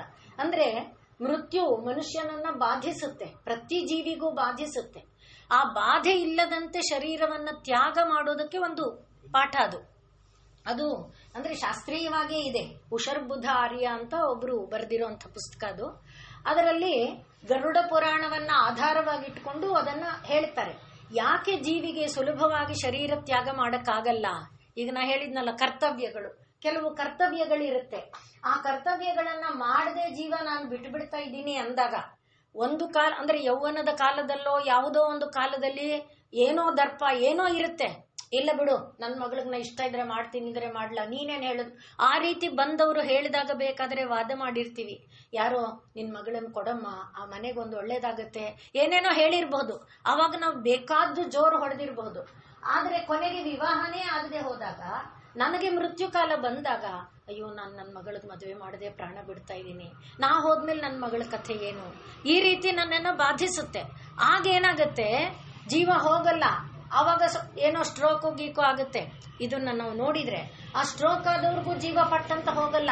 ಯಾಕೆಂದ್ರೆ ಬಾಧಿಸಿ ಕರ್ತವ್ಯ ಅದು. ಆದರೆ ವ್ಯಕ್ತ ರೂಪದಲ್ಲಿ ಗೊತ್ತಿಲ್ಲ, ಅವ್ಯಕ್ತ ರೂಪದಲ್ಲಿ ಅದು ಬೇರೆ ರೂಪದಲ್ಲಿ ಬಾಧಿಸುತ್ತೆ. ಹೀಗೆ ನಾನಾ ವಿಧ, ಒಂದೆರಡಲ್ಲ, ನಾನಾ ವಿಧವಾಗಿ ಜೀವಿ ಪ್ರಾಣ ಬಿಡೋದಕ್ಕೆ ಒದ್ದಾಡುವುದನ್ನ ನಾವು ನೋಡುವಾಗ ಅದನ್ನು ಸುಲಭವಾಗಿ ನಾವು ಕಳ್ಕೊಳ್ಳೋದು ಹೇಗೆ ಅಂದ್ರೆ, ಯಾವುದನ್ನ ನಾನು ಅಂದ್ರೆ ಈ ಲೋಕಕ್ಕೆ ನಾನು ತಂದಿದ್ದಲ್ಲ ಮಗುವನ್ನ, ಯಾವುದೋ ಒಂದು ಕರ್ಮ, ಇದೆಲ್ಲ ಗಾಢವಾದ ಒಂದರೊಳಗೆ ಒಂದು ಹೆಣೆದಿರುವಂತ ಲೀಲೆಗಳಿದೆ ಅಲ್ಲಿ. ಅದರಿಂದ ಆದ್ರೆ ಅದನ್ನ ಅರ್ಥ ಮಾಡ್ಕೊಳ್ಳದೆ ಇದ್ದಾಗ, ಈ ಲೋಕಕ್ಕೆ ಮಗುವನ್ನ ತಂದಿದ್ ನಾನು, ಅದನ್ನ ಉಳಿಸುವ, ಬೆಳೆಸುವ, ರಕ್ಷಿಸುವ ಜವಾಬ್ದಾರಿ ನನ್ನದು ಅನ್ನುವ ಭಾವನೆಯನ್ನ ಹೊತ್ತುಕೊಂಡು ಅದನ್ನ ನಿರ್ವಹಿಸಲಾಗದೇ ಇದ್ದಾಗ ಉಂಟಾಗುವ ಬಾಧೆ ಇದೆಯಲ್ಲ, ಆ ಬಾಧೆ ನಮ್ಮದಲ್ಲ. ಯಾವ ಪರಮಾತ್ಮ ಲೋಕಕ್ಕೆ ಅದನ್ನ ತಂದಿದಾನೋ ಆ ಪರಮಾತ್ಮನೇ ಅದನ್ನ ಉಳಿಸುವ, ಬೆಳೆಸುವ ಜವಾಬ್ದಾರಿ ಹೊತ್ಕೊಂಡಿದ್ದಾನೆ. ಅದನ್ನ ತಾಯಿ ಈ ನಾಮದಲ್ಲಿ ತೋರಿಸ್ತಾ ಇದ್ದಾಳೆ. ಅದೆಲ್ಲ ನನಗೆ ಸೇರಿದ್ದು, ನೀನು ಚಿಂತೆ ಮಾಡುವಂಥದ್ದಲ್ಲ. ಆದರೆ ಹಾಗೆ ಅಂತ ಉಡಾಫೆಯಾಗಿ ಉದಾಸೀನವಾಗಿ ಮಗು ಏನ್ ಬೇಕೋ ಹಾಕೊಳ್ಳಿ ನಾನು ಪಾಡೋದು, ಆ ರೀತಿ ಅಲ್ಲ. ಅದಕ್ಕೊಂದು ಮುಂದೆ ನಾಮಗಳಲ್ಲಿದೆ, ನಿಜಾಜ್ಞಾ ರೂಪ ನಿಗಮ ಅದೆಲ್ಲ ಕೊಟ್ಟಿದ್ದಾಳೆ ಅವಳೇ. ಏನು ಶ್ರುತಿ ಸ್ಮೃತಿಗಳನ್ನೆಲ್ಲ ಹಾಕಿ ಅದರ ಇದು ಬದ್ಧವಾಗಿ ಜೀವನವನ್ನ ನಡೆಸಬೇಕು ಅನ್ನುವಂಥದ್ದನ್ನು ಕೊಟ್ಟಿದ್ದಾಳೆ. ಅದರ ಮೂಲಕ ಲೋಕಕ್ಕೆ ಆದರ್ಶ ಆಗಬೇಕು ಅಂತ ಕೊಟ್ಟಿದ್ದಾಳೆ. ಇಲ್ಲಿ ಹೇಳ್ತಾ ಇರೋದೇನಂದ್ರೆ, ಜವಾಬ್ದಾರಿ ಎಳೆದು ತಲೆ ಮೇಲೆ ಹಾಕೊಂಡು ಅದನ್ನ ಕೊರಗಾಗಿ ಮಾಡಿಕೊಂಡು ಈ ಲೋಕವನ್ನ ಸುಲಭವಾಗಿ ಕಳಚಿಕೊಳ್ಳಲಾಗದೆ ಬಾಧೆ ಪಡುವುದನ್ನ ಬಿಡಿಸಿಕೊಳ್ಳೋದು. ಅದಕ್ಕಾಗಿ ವಿಚಾರ ಹೇಳ್ತಿರೋದೇ ಹೊರತು ತಾಯಿ ತಂದೆ ಅಂದ್ಬಿಟ್ಟು ಕರ್ತವ್ಯ ನಿರ್ವಹಿಸದೆ ಬೇಜವಾಬ್ದಾರಿಯುತವಾಗಿ ಇರಬೇಕು ಅನ್ನೋ ತತ್ವನ್ನ ಹೇಳ್ತಾ ಇಲ್ಲ. ಆದ್ರಿಂದ ಪರಮಾತ್ಮ ಸೃಷ್ಟಿಕರ್ತನಾದವನು ಪರಮಾತ್ಮ ಸೃಷ್ಟಿ ಮಾಡಿದ ಮೇಲೆ ಅದನ್ನ ರಕ್ಷಿಸುವ ಹೊಣೆ ಅವನದಾಗಿದೆ. ಯಾವುದೇ ಜೀವ ಆದ್ರೂ ಅದಕ್ಕೆ ಅನ್ನವನ್ನ ಅವನು ಹುಟ್ಟಿಸ್ಕೊಡ್ತಾನೆ. ಎಲ್ಲೋ ಬಿದ್ದಿರೋದನ್ನ ಹೇಗೋ ಅನ್ನ ಅದರ ಬಾಯಿಗೆ ಬೀಳುವಂತೆ ಮಾಡ್ತಾನೆ. ಇತ್ತೀಚೆಗಂತೂ ನಾವು ಬೇಕಾದ ದೃಷ್ಟಾಂತಗಳನ್ನ ನೋಡ್ತೇವೆ. ರಕ್ಷಣೆಯ ಜವಾಬ್ದಾರಿ ಅವನ ಮೇಲಿದ್ದಾಗ, ಆ ರೀತಿಯಲ್ಲಿ ತಾಯಿ, ಯಾವ ದೇವಿ ತಾನು ಉನ್ಮೇಷದ ಮೂಲಕ ಪ್ರಪಂಚವನ್ನ ಸೃಷ್ಟಿ ಮಾಡಿದ್ಲು, ಅವಳು ತಾನು ಸಾಕು ಅನ್ನಿಸಿದಾಗ ಅದನ್ನ ತಾನೇ ಒಳಗೆ ಎಳ್ಕೊಳ್ತಾಳೆ. ಅದಕ್ಕೆ ನಾನು ಕಷ್ಟಪಡಬೇಕಾದ್ದಿಲ್ಲ, ಸೃಷ್ಟಿ ಮಾಡುವುದಕ್ಕೂ ನಾನು ಕಷ್ಟಪಡಬೇಕಾದ್ದಿಲ್ಲ, ಲಯ ಮಾಡಿಕೊಳ್ಳೋದಕ್ಕೂ ನಾನು ಕಷ್ಟಪಡಬೇಕಾದ್ದಿಲ್ಲ. ಪರಮಾತ್ಮನಿಗೆ ಅದನ್ನ ಅರ್ಪಣೆ ಮಾಡಿಕೊಂಡಾಗ ಅದು ಲೀಲಾಜಾಲವಾಗಿ ಹೋಗುತ್ತೆ. ಆ ರೀತಿಯಾಗಿ ಇದು ದೇವರದು, ದೇವರಿಂದ ಬಂದದ್ದು ದೇವರು ತಗೋತಾನೆ ಅನ್ನುವ ಒಂದು ಭಾವವನ್ನ ನಾವು ಇಟ್ಕೊಳ್ಬೇಕು ಅನ್ನುವ ತತ್ವವನ್ನ ಇಲ್ಲಿ ನೋಡ್ತಾ ಇರುವುದು ನಾವು ಮೊದಲನೆಯದಾಗಿ. ಮತ್ತೆ ಈ ಕಣ್ಣು ಅನ್ನುವುದು ದೇವಿಗೆ ಎಂಥದು? ಕಣ್ಣು ಅನ್ನೋದು ಸೂರ್ಯ ಮತ್ತು ಚಂದ್ರ, ಎರಡು ಕಣ್ಣುಗಳು ಸೂರ್ಯ ಮತ್ತು ಚಂದ್ರ. ಮೂರನೆಯ ಕಣ್ಣು ಅಗ್ನಿ. ಆದ್ರಿಂದ ಸೂರ್ಯ, ಚಂದ್ರ, ಅಗ್ನಿ ಎಂಬ ಕಣ್ಣುಗಳು ಲೋಕವನ್ನ ಏನು ಮಾಡ್ತಾ ಇದೆ? ಇಷ್ಟು ಸುದೀರ್ಘ ಅವಧಿಯಲ್ಲಿ ಅನೇಕ ನಾಮದಲ್ಲಿ ನಾವು ನೋಡ್ಕೊಂಡಿದ್ದೇವೆ. ಸೂರ್ಯನಿಲ್ಲದೆ ಇದ್ರೆ ಏನಾಗತ್ತೆ, ಚಂದ್ರನಿಲ್ಲದೆ ಇದ್ರೆ ಏನಾಗತ್ತೆ, ಅಗ್ನಿ ಇಲ್ಲದೆ ಇದ್ರೆ ಏನಾಗತ್ತೆ. ಆದ್ರಿಂದ ಇವರು ಮೂವರಿಂದಾನೇ ಸೃಷ್ಟಿ ವಿಕಾಸಗೊಳ್ಳುವುದು. ಸೃಷ್ಟಿ ಮೊದಲಿಗೆ ಬೀಜ ಮೊಳಿಬೇಕಾದರೆ, ಮೊಳೆತ ಬೀಜದಲ್ಲಿ ಜೀವರಸ ತುಂಬಬೇಕಾದ್ರೆ, ತುಂಬಿದ ಜೀವರಸ ಪುಷ್ಟಿಗೊಳ್ಳಬೇಕಾದ್ರೆ ಚಂದ್ರ ಬೇಕು. ಅದನ್ನ ನಾವು ನೋಡ್ಕೊಂಡಿದ್ದೇವೆ. ಆದ್ರಿಂದಲೇ ರಾತ್ರಿಯಲ್ಲಿ ಸರ ಗಿಡಗಳು ಬೆಳೆಯುತ್ತೆ. ಆ ತತ್ವಗಳೆಲ್ಲ ಅನೇಕ ಬಾರಿ ನೋಡಿದ್ದೇವೆ. ಹಾಗೆ ಧಾನ್ಯದಲ್ಲಿ ರಸಗಳು ತುಂಬುವಂತ ಕಾಲ ಅದು ಚಂದ್ರನ ಒಂದು ಕಿರಣಗಳಿಂದಾನೆ. ಆದ್ರಿಂದಲೇ ಅದನ್ನ ಅಮೃತ ಅನ್ನೋದು. ಧಾನ್ಯ ಆಹಾರವೂ ಅಮೃತವೇ. ಆದ್ರಿಂದಲೇ ಅದಕ್ಕೆ ಇದರಲ್ಲಿ ತಮಿಳಲ್ಲಿ ಹೇಳುವಾಗ ಅಮುದ್ ಶೈ ಅಂದ್ರೆ ಅಮೃತವಾಗಿ ಅದನ್ನ ಮಾಡು. ಅಂಶೆ ಅಂತ ದೇವರಿಗೆ ನೈವೇದ್ಯ ಮಾಡುವಾಗ ಅಮುದ್ ಶೈ ಅಮೃತಮಯವಾಗಿ ಅದನ್ನ ಮಾಡು. ಆ ರೀತಿಯಲ್ಲಿ ಅಂದ್ರೆ ಪರಮಾತ್ಮನ ಕೃಪಾ ಕಟಾಕ್ಷ ಬಿದ್ರೆ ವಿಷಪೂರ್ಣವಾದದ್ದು ಅಮೃತಮಯವಾಗತ್ತೆ. ಹಾಗೆ ಚಂದ್ರನ ಕಿರಣಗಳಿಂದ ಬಿದ್ದ ಆ ಅನ್ನ ಎಂಬುದು ಅಮೃತಮಯವಾಗಿ ಆಗುವುದಕ್ಕೆ ಅದು ಕಾರಣ ಇದೆ ಚಂದ್ರನಿಂದ. ಹಾಗೆ ಪುಷ್ಟಿಗೊಂಡಂತಹ ಧಾನ್ಯವನ್ನ ಹಗಲಿನಲ್ಲಿ ನಾವು ಏನ್ ಮಾಡ್ತೇವೆ, ಸೂರ್ಯ ಉದಯಿಸಿದಾಗ ಅದನ್ನ ಕೀಳುವ ಕೆಲಸ ಮಾಡ್ತೇವೆ, ಕೊಯ್ಯುವ ಕೆಲಸ ಮಾಡ್ತೇವೆ, ಬೇಯಿಸುವ ಕೆಲಸ ಮಾಡ್ತೇವೆ, ತಿನ್ನುವ ಕೆಲಸ ಮಾಡ್ತೇವೆ. ಇದೆಲ್ಲ ಸೂರ್ಯನ ಪ್ರೇರಣೆಯಿಂದನೇ. ಸೂರ್ಯ ಇಲ್ಲ ಅಂದ್ರೆ, ಹಾಗೆ ಗಿಡ ಮರಗಳಲ್ಲಿ ಎಲೆಗಳು ಸೂರ್ಯನ ಕಿರಣಗಳನ್ನ ಕ್ಲೋರೋಫಿಲ್ ಹೀರ್ಕೊಂಡು ಅದು ಗಿಡ ಮರಗಳಿಗೆ ಪುಷ್ಟಿ ಕೊಡುದು. ಆ ರೀತಿಯಲ್ಲಿ ಸೂರ್ಯನಿಂದ ಪಶು ಪಕ್ಷಿ ಪ್ರಾಣಿಗಳಿಂದ ಹಿಡಿದು ಎಲ್ಲರಲ್ಲಿ. ಮತ್ತೆ ತಿಂದದ್ದು ಜೀರ್ಣ ಆಗ್ಬೇಕಾದ್ರೆ ಒಳಗಡೆ ಅಗ್ನಿ ಬೇಕಲ್ಲ. ಅಗ್ನಿ ಇಲ್ಲ ಅಂದ್ರೆ ಸೂರ್ಯ ಚಂದ್ರರಿದ್ದು ಏನೂ ಆಗಲ್ಲ. ಆ ರೀತಿಯಲ್ಲಿ ದೇವಿಯ ಈ 3 ಕಣ್ಣುಗಳ ಮೂಲಕ ನೋಡಿ ಹೇಗೆ ಲೀಲಾಜಾಲವಾಗಿ ಸೃಷ್ಟಿ ಸ್ಥಿತಿ ನಡೀತಿದೆ. ನಾನು ಮಾಡಿದ್ದೇನಿದೆ ಇದರಲ್ಲಿ ಯೋಚನೆ ಮಾಡಿಕೊಂಡಾಗ, ಹಾಗೆ ಆ ಸೂರ್ಯ ಚಂದ್ರಾಗ್ನಿ ನೇತ್ರಳಾಗಿ ದೇವಿ ಲೋಕದ ಸರ್ವ ಸಂರಕ್ಷಣೆಯ ಭಾರವನ್ನ ಅಂದ್ರೆ ಸೃಷ್ಟಿಯ ಲೀಲೆಯನ್ನ, ಸೃಷ್ಟಿಸಿದ್ದನ್ನ ಪಾಲಿಸುವುದನ್ನ, ಪೋಷಿಸುವುದನ್ನ, ರಕ್ಷಿಸುವುದನ್ನ ಈ ಎಲ್ಲವನ್ನೂ ಕೂಡ ತನ್ನ ಒಂದು ಕಣ್ಣುಗಳ ಮೂಲಕವೇ ತಾಯಿ ಮಾಡ್ತಾ ಇದ್ದಾಳೆ. ಆದ್ರಿಂದಲೇ ಮತ್ತೆ ಸೂರ್ಯ ಅನ್ನುವುದು ನೋಡಿ ಹೇಗಿದೆ, ವೃತ್ತಾಕಾರವಾಗಿದೆ. ಚಂದ್ರ ಹೇಗಿದೆ, ವೃತ್ತಾಕಾರವಾಗಿದೆ. ಆ ವೃತ್ತಾಕಾರ ಸೂರ್ಯ ಚಂದ್ರರು ಅದನ್ನ ಏನನ್ನ ಪ್ರತಿನಿಧಿಸುತ್ತೆ ಅಂದ್ರೆ ಅಂತ್ಯ ಇಲ್ಲ ಅನ್ನೋದನ್ನ ಪ್ರತಿನಿಧಿಸುತ್ತೆ. ವೃತ್ತ ಅಂದ್ರೆ ಅದೇ ತಾನೆ. ನಾವು ಹೀಗೆ ಬರ್ತಾ ಇದ್ರೆ ಕೊನೆ ಆಗೋದೆಲ್ಲಿ ಇಲ್ಲ. ಆದ್ರಿಂದ ವೃತ್ತ ಅನ್ನುವುದು ಅನಂತತೆಯನ್ನು ಪ್ರತಿನಿಧಿಸುತ್ತೆ. ತಾಯಿಯ ಈ ಸೂರ್ಯ ಚಂದ್ರ ಅಗ್ನಿ ನೇತ್ರಗಳು ಅನಂತವಾಗಿದ್ದು ಎಷ್ಟು ಸಲಿ ಸೃಷ್ಟಿಯಾಗ್ಲಿ, ಎಷ್ಟು ಕೋಟಿ ಜೀವಗಳು ಸೃಷ್ಟಿಯಾಗ್ಲಿ, ಮುಂದಿನದು ಸಹಸ್ರಾಕ್ಷಿ ಸಹಸ್ರಪಾತ್ ಅದೇ. ಆ ದೇವಿ ಎಷ್ಟೆಲ್ಲ ನಿರ್ಮಾಣ ಮಾಡಿದ್ರು ಎಲ್ಲವನ್ನ ಕೋಟಿಯನ್ನ ರಕ್ಷಿಸುವ ಆ ಸೂರ್ಯ ಅಗ್ನಿ ನೇತ್ರಳಾಗಿ ಅವಳು ಅದನ್ನ ಮಾಡ್ತಾ ಇದ್ದಾಳೆ, ಆ ಕೆಲಸವನ್ನ ನಿರ್ವಹಿಸ್ತಾಳೆ. ಇನ್ನು ನಾವು ಈ ಪುರಿ ಜಗನ್ನಾಥದಲ್ಲಿ ಸುಭದ್ರಾ ರೂಪದಲ್ಲಿ ದೇವಿ ಇದ್ದಾಳೆ ಅನ್ನೋದು ಕಥೆ ನೋಡಿದ್ವಲ್ಲ. ಅಲ್ಲಿ ಕೂಡ ಆ ದೇವಿಯನ್ನ ನಾವು ಗಮನಿಸಿಕೊಂಡಾಗ ಅಲ್ಲಿ ಇವರಿಬ್ಬರಿಗೆ ಕಣ್ಣು ಹೇಗಿದೆ, ರೆಪ್ಪೆ ಕೂಡ ಇಲ್ಲ. ಇದು ಮಿಟುಕ್ಸೋದಿರ್ಲಿ, ಹುಬ್ಬು ಯಾವುದು ಇಲ್ಲ ದೇವರಿಗೆ ಅಲ್ವಾ. ಅದರ ಮೂಲಕನೂ ಕೂಡ ಅದನ್ನೇ ಪ್ರತಿನಿಧಿಸ್ತಾ ಇರೋದು. ಹಾಗೆ ದೇವಿ ಲೋಕದ ಸಂರಕ್ಷಣೆಯ ಭಾರವನ್ನ ಹುಟ್ಟಿಸಿದ ದೇವಿಯಾಗಿ ನಾನಿದ್ದೇನೆ. ನಾವು ಮೊದಲೇ ಹೇಳಿದ್ದೇವೆ, ಯಾರು ಕೂಗದೇ ಇದ್ರೂ ಕೂಡ ಈ ಮಗುಗೆ ಇಷ್ಟೊತ್ತಿಗೆ ಔಷಧಿ ಹಾಕಬೇಕು, ಈ ಮಗುಗೆ ಇಷ್ಟೊತ್ತಿಗೆ ತಿಂಡಿ ಕೊಡಬೇಕು, ಈ ಮಗುಗೆ ಇಷ್ಟೊತ್ತಿಗೆ ಸ್ಕೂಲಿಗೆ ಕಳಿಸ್ಬೇಕು, ಈ ಮಗುಗೆ ಇಷ್ಟೊತ್ತಿಗೆ ಬುತ್ತಿ ಕಟ್ಟಬೇಕು, ಎಲ್ಲಾ ಜವಾಬ್ದಾರಿ ಒಬ್ಬ ಗೃಹಿಣಿಗೆ, ಮನೆಯಲ್ಲಿರುವ ಹಿರಿ ತಲೆ ಅದು ಯಾವುದೋ ಅವರಿಗೆ ಇರುವ ಹಾಗೆ ಅವರು ಅಮ್ಮ ಮರ್ತೋಗ್ಬಿಟ್ಟಿತ್ತಪ್ಪ ಇದು ಬಂದೆ ಅಂತ ಹೇಳ್ತೀವಲ್ಲ. ಹಾಗೆ ತಾಯಿ ಕೂಗದೇ ಇದ್ರೂ ಜವಾಬ್ದಾರಿಯುತವಾಗಿ ಮಾಡ್ತಾ ಇರ್ತಾಳೆ. ಇರಪ್ಪ ಒಂಚೂರು ಡಬ್ಬಿ ಮುಚ್ಚಿಲ್ಲ ಅಷ್ಟೇ, ಎಲ್ಲ ರೆಡಿ ಇದೆ ಅಮ್ಮ ಅಂದ ತಕ್ಷಣ ಡಬ್ಬಿ ಮುಚ್ಚಿಬಿಟ್ಟು ಕೊಡ್ತೀನಪ್ಪ ಅನ್ನುವ ಹಾಗೆ ಅಕಸ್ಮಾತ್ ಕೂಗದೆ ಇದ್ರೆ ಮಾಡ್ತಾ ಇರ್ತಾಳೆ. ಕೂಗಿದ್ರೆ ಏನು, ಆದ್ರಿಂದಲೇ ನಾವು ಹೇಳ್ಕೊಂಡಿದ್ದೇವೆ, ಪರಮಾತ್ಮ ಹೇಳಿದ ಮಾತು ಏನಂತ, ಒಂದ್ ಕ್ರಂದಾಮಿ ತವ ಅಗ್ರೇ ಅಂದಾಗ ನಿನ್ನೆದುರಿಗೆ ನಿಂತು ಕೂಗ್ತಾ ಇದ್ದೀನಪ್ಪ ಅಂದ ಕೂಡ್ಲೆ ಆ ಜೀವಿಯ ಋಣ ದುಪ್ಪಟ್ಟಾಯ್ತು ನನ್ನ ಮೇಲೆ ಅಂತ ಪರಮಾತ್ಮ ಪ್ರತಿಜ್ಞೆ ಮಾಡ್ತಾನೆ. ಆದ್ರಿಂದ ಜೀವಿ ಕೂಗುವುದರಿಂದ ದೇವಿ ರಕ್ಷಣೆ ಮಾಡ್ತಾಳೆ, ಕೂಗದೇ ಇದ್ರೂ ರಕ್ಷಣೆ ಮಾಡುವಾಗ ಆ ಕೂಗುದು. ಆದ್ರಿಂದ ನಾವಿವಾಗ ಉನ್ಮೇಷ ನಿಮಿಷೋತ್ಪನ್ನ ಭುವನಾವಲ್ಯೈ ನಮಃ, ಉನ್ಮೇಷ ನಿಮಿಷೋತ್ಪನ್ನ ಭುವನಾವಲ್ಯೈ ನಮಃ ಹೇಳ್ಕೊಳ್ತಾ ಇದ್ರೆ ನಮ್ಮ ಸಂರಕ್ಷಣೆಯ ಪೂರ್ಣ ಜವಾಬ್ದಾರಿ ಅವಳ ಮೇಲಿದೆ. ಆದ್ರೂ ಎಲ್ಲ ನಮ್ಮ ಮನಸ್ಸು ನಿರಾಳ ಆಗುವ ಹಾಗೆ ಅವಳು ನನ್ನ ಧ್ವನಿ ಕೇಳ್ತಿದ್ದಾಳೆ, ನನ್ನ ಧ್ವನಿ ಕೇಳ್ತಿದ್ದಾಳೆ, ನನ್ನ ಧ್ವನಿ ಕೇಳ್ತಿದ್ದಾಳೆ, ನನ್ನ ಧ್ವನಿ ಕೇಳ್ತಿದ್ದಾಳೆ ಅನ್ನೋದು ನಮ್ಮ ಮನಸ್ಸಿಗೆ ಆ ಭರವಸೆಯನ್ನ ಉಂಟು ಮಾಡುತ್ತೆ. ಇನ್ನು ಅದನ್ನೇ ಈ ಸೌಂದರ್ಯ ಲಹರಿಯಲ್ಲಿ ಹೇಳುವಾಗ ಅಮ್ಮ ಸೌಂದರ್ಯ ಲಹರಿಯಲ್ಲಿ ಹೇಳ್ತಾರೆ, ನಿಮೇಷ ಉನ್ಮೇಷಾಭ್ಯಾಂ ಪ್ರಲಯ ಮುದಯಂ. ನೀನು ನಿಮೇಷ ಉನ್ಮೇಷಗಳಿಂದ, ಇಲ್ಲಿ ಉನ್ಮೇಷ ನಿಮೇಷ, ಅಲ್ಲಿ ನಿಮೇಷ ಉನ್ಮೇಷ ಮಾಡಿದ್ದಾರೆ. ಅದರಿಂದ ನಿಮೇಷ ಉನ್ಮೇಷಾಭ್ಯಾಂ ಪ್ರಲಯ ಉದಯಂ, ಲಯವನ್ನ ಉದಯವನ್ನ ಮಾಡ್ತಾ ಯಾತಿ ಜಗತಿ, ನೀನು ಮಾಡ್ತಾ ಇದೀಯೆ. ತವ ಇತ್ಯಾಹುಹು ಸಂತಹ, ನಿನ್ನ ಉನ್ಮೇಷ ನಿಮೇಷಗಳು ಸೃಷ್ಟಿ ಲಯಗಳನ್ನ ಮಾಡುತ್ತೆ ಅಂತ ಸಜ್ಜನರು ಹೇಳ್ತಾರಮ್ಮ. ಅದು ಧರಣಿಧರ ರಾಜನ್ಯ ತನಯೇ, ಧರಣಿಧರ ಪರ್ವತ, ರಾಜನ್ಯ ಹಿಮವಂತ, ಧರಣಿಧರ ರಾಜನ್ಯ ತನಯೇ, ಹಿಮವಂತನ ಪುತ್ರಿ ಅಮ್ಮ. ನಿನ್ನ ಈ ಒಂದು ಉನ್ಮೇಷ ನಿಮೇಷಗಳು ಉದಯ ಲಯಗಳನ್ನ ಮಾಡುತ್ತೆ, ಪ್ರಲಯ ಉದಯಗಳನ್ನ ಮಾಡುತ್ತೆ ಅಂತ ಸಜ್ಜನರು ಹೇಳ್ತಾರೆ. ಆದ್ರಿಂದ ನಾನು ಅನ್ಕೋತೀನಿ ಅಮ್ಮ, ತ್ವದ್ ಉನ್ಮೇಷಾಜ್ಜಾತಂ ಜಗತ್, ನೀನು ಕಣ್ಣು ತೆರೆದಾಗ ಜಗತ್ ಹುಟ್ಟತಲ್ಲ, ಅದು ನಾಶ ಆಗದೆ ಇರಲಿ ಅನ್ನಕ್ಕೆ ನೀನ್ ಕಣ್ಣು ಹೀಗೇ ತಕೊಂಡಿದ್ಯಾ ಅಲ್ವಮ್ಮ, ನಿನ್ ಕಣ್ಣು ಅದಕ್ಕೆ ಮುಚ್ಚಿಲ್ಲ ಅಲ್ವಮ್ಮ ಅಂತ ಅಲ್ಲಿ ಕೇಳ್ತಾ ಇದ್ದಾರೆ. ಕಾಮಾಕ್ಷಿ ಕಣ್ಣು ನೋಡಿ, ಕಾಮಾಕ್ಷಿ ಅದಕ್ಕೆ ಅವಳು ಕಾಮಾಕ್ಷಿ.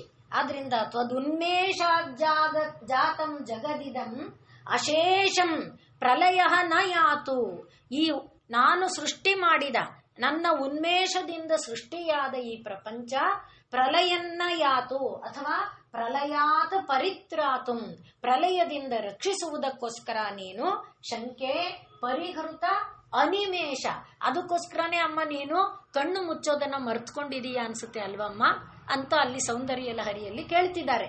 ಅಂದ್ರೆ ತಾಯಿಯ ಕರುಣೆ ಎಷ್ಟಿದೆ, ಸೃಷ್ಟಿ ಮಾಡಿದ ಜೀವಗಳು ಆನಂದವಾಗಿ ಆಟ ಆಡ್ಕೊಳ್ಳಿ, ಆನಂದವಾಗಿ ಬದುಕಲಿ, ಸುಖವಾಗಿರ್ಲಿ ಅನ್ನುವುದಕ್ಕೆ ಬೇಕಾದನ್ನ ಚೆಲ್ಲಿಟ್ಟಿದ್ರು, ಇರುವುದನ್ನ ತಗೊಂಡು ಸಂತೋಷ ಪಡದೆ ಇಲ್ಲದೆ ಇರೋದನ್ನ ನೋಡ್ಕೊಂಡು ದುಃಖ ಪಡ್ತಾ ಇರುವಾಗ ಅವಳಿಗನ್ಸುತ್ತೆ, ಅಯ್ಯೋ ಈ ಮಕ್ಕಳಿಗೆ ಎಷ್ಟು ಮಾಡಿದ್ರು ಅಷ್ಟೇ ಸಾಕು ಬಿಡು ಅಂತ ಒಳಗೆ ಎಳ್ಕೊಂಡ್ಬಿಡ್ಬೋದು. ಆದ್ರಿಂದ ಹಾಗೆ ಮಾಡಿಕೊಳ್ಳದೆ ಇರುವಂತೆ ನೀನೇನ್ ಮಾಡಿದೀಯ, ಲೋಕದ ಮುಂದೆ ಇದೆಲ್ಲ ಇಟ್ಟಿರೋದು ನೀನ್ ಇದಕ್ಕೆ ಅಲ್ವಮ್ಮ ಅಂತ ಅಲ್ಲಿ ಹೇಳ್ತಾ ಇದ್ದಾರೆ. ಆದ್ರಿಂದ ನಿಮೇಷೋನ್ಮೇಷಾಭ್ಯಾಂ ಪ್ರಲಯ ಮುದಯಂ ಯಾತಿ ಜಗತಿ ತವೇತ್ಯಾಹು ಸಂತಹ, ಇದು ಸೌಂದರ್ಯ ಲಹರಿಯ ಮಾತು. ಆದ್ರಿಂದ ಧರಣಿಧರ ರಾಜನ್ಯತನಯೇ ತ್ವದುನ್ಮೇಷಾಜ್ಜಾತಂ ಜಗದಿದಮಶೇಷಂ ಪ್ರಲಯಾತ್ ಪರಿತ್ರಾತು, ನಿನ್ನ ಒಂದು ಕಣ್ತೆರೆಯುವಿಕೆಯಿಂದ ಉಂಟಾದ ಈ ಪ್ರಪಂಚ ಸಮಸ್ತವೂ ರಕ್ಷಿತವಾಗಿರುವುದಕ್ಕೋಸ್ಕರ ಶಂಕೆ ಪರಿಹೃತ ಅನಿಮೇಷ ಇವ, ನೀನು ಅದಕ್ಕೋಸ್ಕರ ಕಣ್ಣು ರೆಪ್ಪೆ ಮುಚ್ಚೋದನ್ನ ಇದ್ ಮಾಡ್ಕೊಂಡಿಲ್ಲ ಅನ್ಸುತ್ತೆ ಅಲ್ವಮ್ಮ ಅನ್ನುವಂತೆ. ಒಟ್ಟಿನಲ್ಲಿ ದೇವಿ ನಮ್ಮ ಶ್ರೀರಕ್ಷೆಯಾಗಿ, ದೇವಿ ದೇವ ಯಾರು ಒಂದೇ, ಪರಬ್ರಹ್ಮ ಅನ್ನೋದು ಒಂದೇ, ಅದು ನಮ್ಮನ್ನ ಕಾಪಾಡುವುದಕ್ಕೆ ಇರುವಾಗ ಯಾರಿಂದ ಭಯ, ಯಾಕೆ ಭಯ, ಯಾವ ಭಯ, ಅದನ್ನ ನಾವು ನೆನಪು ಮಾಡಿಕೊಂಡು ಈಗ ಮುಂದಿನ ನಾಮ ಸಹಸ್ರ ಶೀರ್ಷ ವದನ. ಇನ್ನು ಅವಳು ಬಾಯಿ ತೆರೆದೋ ಕಬಳಿಸೋದಕ್ಕೆ ಆರಂಭ ಮಾಡಿದ್ಲ, ಆಗ ಯಾರನ್ನ ಹಿಡಿಯಕ್ಕಾಗತ್ತೆ, ಯಾರನ್ನು ಹಿಡ್ಕೊಳಕ್ಕಾಗಲ್ಲ, ನಮ್ಮನ್ನೂ ನಾವು ಹಿಡ್ಕೊಳಕ್ಕಾಗಲ್ಲ, ಬೇರೆಯವ್ರನ್ನು ಹಿಡಿಯಕ್ಕೆ ಆಗಲ್ಲ. ಅದು ಒಂದು ಸಲ ಬಾಯಿ ತೆರೆದು ಈಗಂದ್ರೆ ಸಾಕು, ಲಕ್ಷಾಂತರ ಕೋಟ್ಯಂತರ ಹೊಟ್ಟೆ ಒಳಗೆ ಹೊಟ್ಟೋಗ್ತಿರುತ್ತೆ. ಆದ್ರಿಂದ ಆ ದೇವಿಯ ಮೇಲೆ ಪೂರ್ಣ ಭಾರವನ್ನ ಇಟ್ಟು ಮುಂದೆ ನಾವು ಸಹಸ್ರ ಶೀರ್ಷವದನ ಸಹಸ್ರಾಕ್ಷಿ ಸಹಸ್ರ ಪಾತ್, ತಾಯಿಗೆ 1000 ಮುಖ. 1000 ಅಂದ್ರೆ ನಾವು ಅನೇಕ ಬಾರಿ ಹೇಳ್ಕೊಂಡಿದ್ದೇವೆ, 999 ಪ್ಲಸ್ 1 ಅಲ್ಲ ಅಂತ. 1000 ಎನ್ನುವುದು ಅನಂತವನ್ನ ಪ್ರತಿನಿಧಿಸುತ್ತೆ. ಅಂದ್ರೆ 1 2 ಅಲ್ಲ, ಅನೇಕ. ಎಷ್ಟು ಕೋಟಿ ಅದು ಗೊತ್ತಿಲ್ಲ, ಅನೇಕ, ಆ ಕೋಟಿ ಕೋಟಿ ಸಂಖ್ಯೆಯಲ್ಲಿರುವಂಥ ಮುಖಗಳು ಏನೇನಿದೆ ಆ ಎಲ್ಲ ಮುಖಗಳು ನೀನೇ. ಈಗ ತಾಯಿ, ಯಾವ ತಾಯಿ ಉನ್ಮೇಷದ ಮೂಲಕ ಪ್ರಪಂಚವನ್ನ ಸೃಷ್ಟಿ ಮಾಡಿದ್ಲೋ ಆ ತಾಯಿ ಈಗ ಏನ್ ಮಾಡಿದಾಳೆ, 1000 ಬಾಯಿಗಳ ಮೂಲಕ ತಿಂತಾ ಇದ್ದಾಳೆ. ಆದ್ರಿಂದ ಆ ತಿನ್ನುವ ಬಾಯಿಯಲ್ಲಿ ಯಾರ್ದೋ ಬಾಯಿದನ್ನ ಕಿತ್ಕೊಂಡು ನಾನು ನನ್ನ ಮಗುವಿನ ಬಾಯಿಗೆ ಇಡೋದು ತಪ್ಪಾಗತ್ತೆ. ಬಾಯಲ್ಲಿರೋದು ಅನ್ನುವುದನ್ನ, ಅಂದ್ರೆ ತಾಯಿ ಆಯಾಯ ಮಕ್ಕಳಿಗೆ ಕೊಡಬೇಕಾದ್ದು ಸಲ್ಲಬೇಕಾದ ಆಹಾರವನ್ನ ಕೊಟ್ಟಿದ್ದಾಳೆ, ಅಲ್ಲಿಗೆ ನನ್ನ ಮಗುವಿಗೆ ಕೊಡಬೇಕಾದ್ದನ್ನು ಕೊಟ್ಟಿದ್ದಾಳೆ. ಆದ್ರೂ ನಾನು ದುರಾಸೆಯಿಂದ ನನ್ನ ಮಗು ಸ್ವಲ್ಪ ಪುಷ್ಟಿಯಾಗಿರ್ಬೇಕು ಅನ್ನಕ್ಕೆ ಅದರ ಬಾಯಿದು ಕಿತ್ತು ಇದರ ಬಾಯಿಗೆ ಇಡುವುದು ಅಧರ್ಮ, ಅನ್ಯಾಯ, ತಪ್ಪು. ಸಹಸ್ರ ಶೀರ್ಷ ವದನ, 1000 ಬಾಯಿಗಳ ಮೂಲಕ ತಿಂತ ಇರೋಳು ಯಾರು?